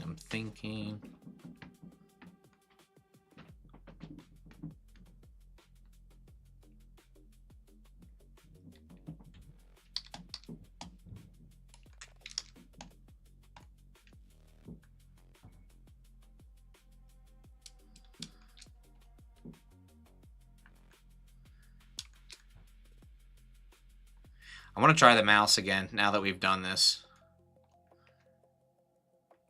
Where's that darn mouse? Let's try it. The whole point was because we were like looking at this mouse and I was like, can we model it? Then I was like, wait a minute. Dude. Not terrible. Not good, but not terrible. When you type the 100, what is that actually doing? Where did I type 100? Over here? I don't know exactly where you're talking about. You're talking about over here? This is like the amount of grid points it starts with, if that's what you're asking, unless that's not what you're asking. Should we try Lego Man?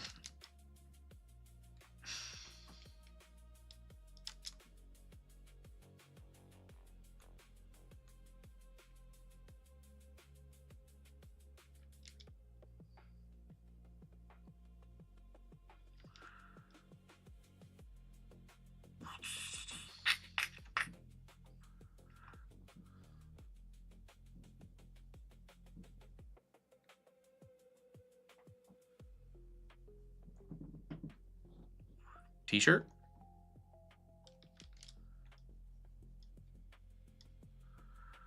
For those that don't want to model a t-shirt, there you go. There's your t-shirt.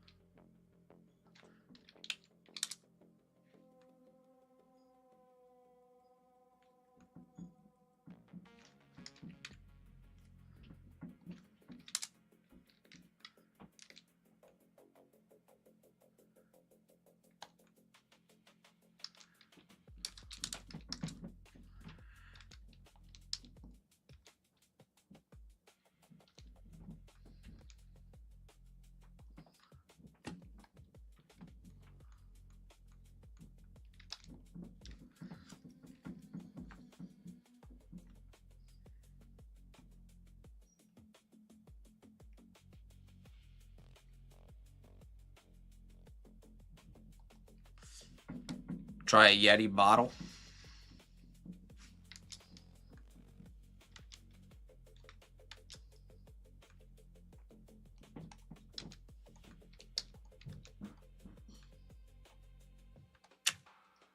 Not the greatest. Although that was a thin image, so that's probably why it looked weird like that.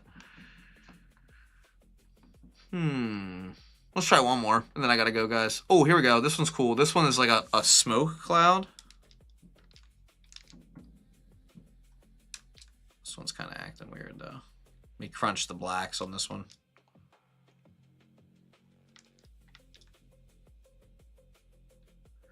Or do we want the opposite?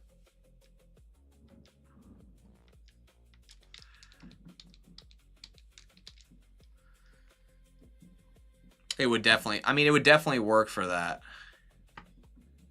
I'm definitely interested in exploring this more. I think it has a lot of potential, but I'm not 100% sure on how to like make it super, super effective.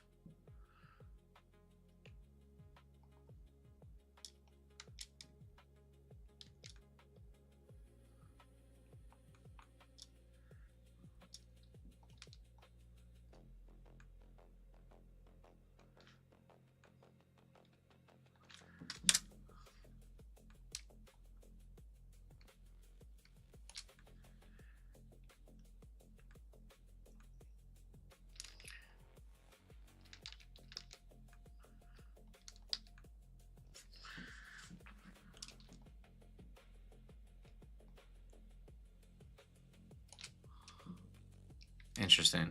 Imagine the tire tread with this thing. Bruh. Where is the tire tread? There it is. There's your tire tread. Okay.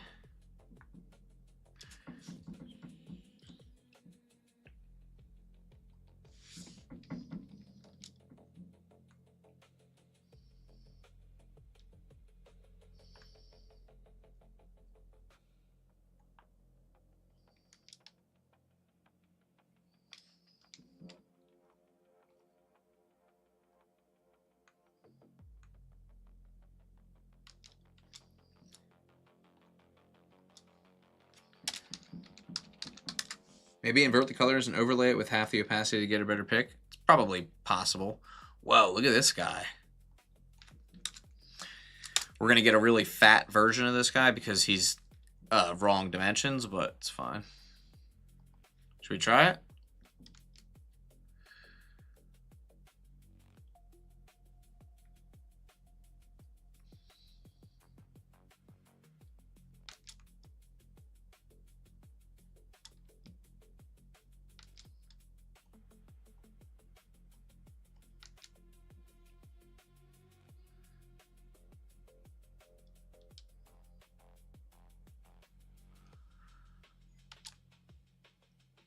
Wow. Look at that.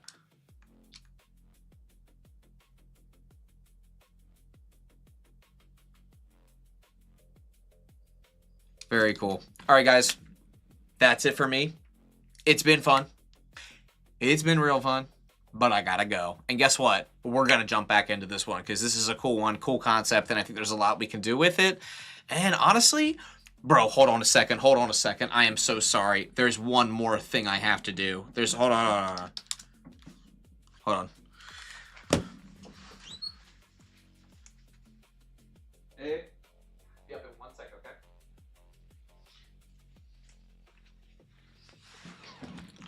Last thing I have to do. I want to see if there's a 3D cube, like a rotating cube, like image we can use, or a video we can use, because if it's a video, then we can definitely capture the three-dimensional aspect of it, I think. Theoretically we can try it. Let me try. I need basically like a 3D. Oh, I wonder if we can do a GIF.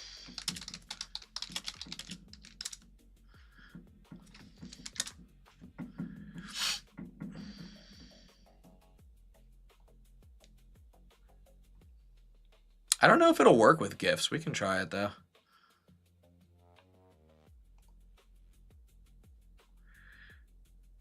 Perfect. We'll just try it. I don't know if it'll work, but we'll try it. Does it work? Does Blender support? That's not even a GIF. Does Blender support GIFs? Let's try it.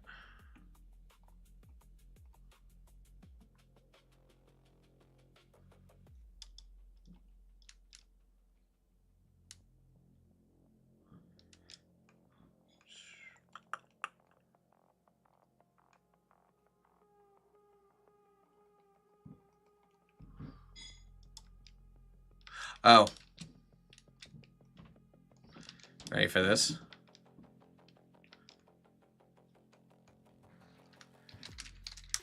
Ready?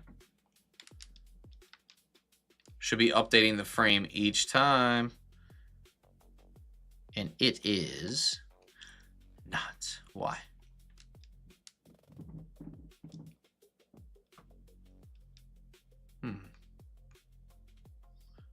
Why isn't it working? Should be rotating? No? Okay, it has to be maybe it has to be a video. All right, let's try it with a video. You don't know how badly I want this to work. It literally it needs to be something simple to really test it out. But if we had, I wonder if flowing water would work. You know what? I'm overthinking it.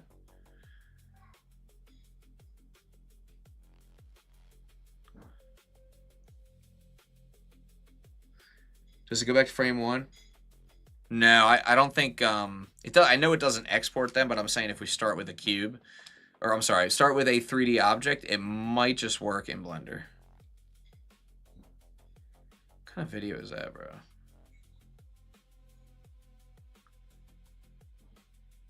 I literally need like the simplest video too. Image sequence. Does that work? Does image sequence work in here?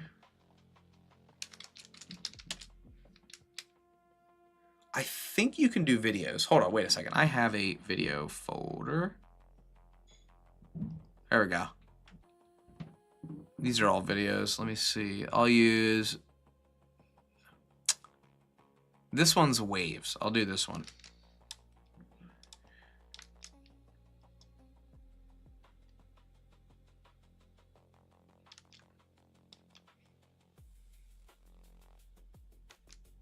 It's only taking the first frame.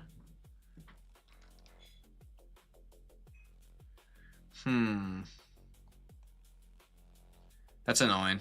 I wish you could take... I know I can animate a cube and render it in the viewport, but I don't think it takes videos at all. Okay, I know for a fact this one would change over time. So, is it changing over time? No, it's not. That would have been really cool. Darn. It's annoying that it can't accept a video file. These are koi swimming.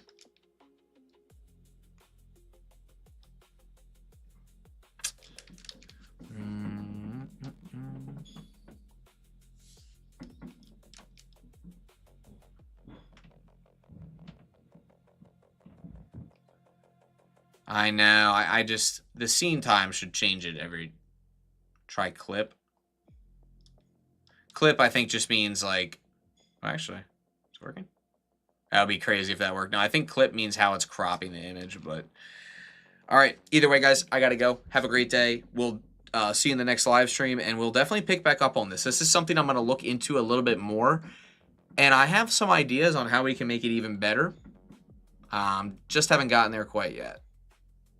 But I think this could be a really, really, really cool thing if we do it correctly. There's one more thing I want to try.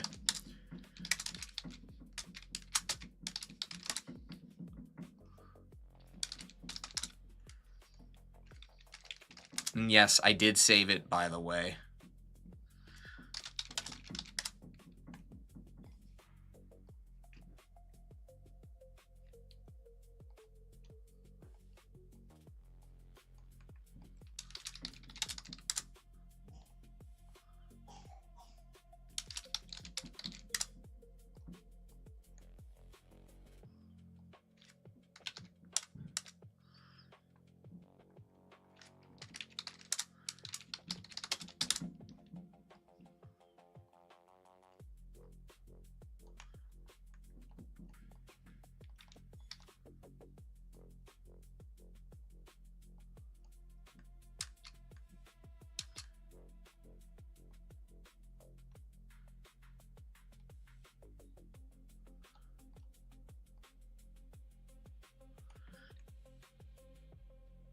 That's also one way to do it, but that's like the annoying way to do it.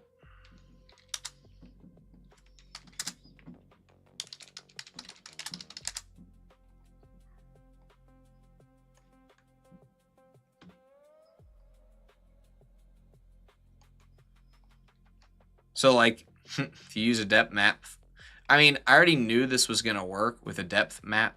Depth map. Oh my God, bro. You get the idea. But this isn't really what I want. I want it to like, I don't know. I thought it was cooler that it had like a point cloud.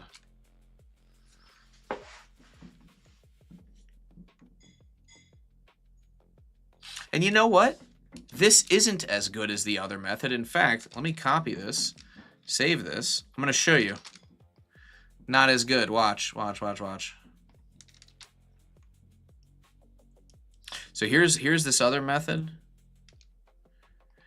right? And this is my method. And let's switch it out with the bunny.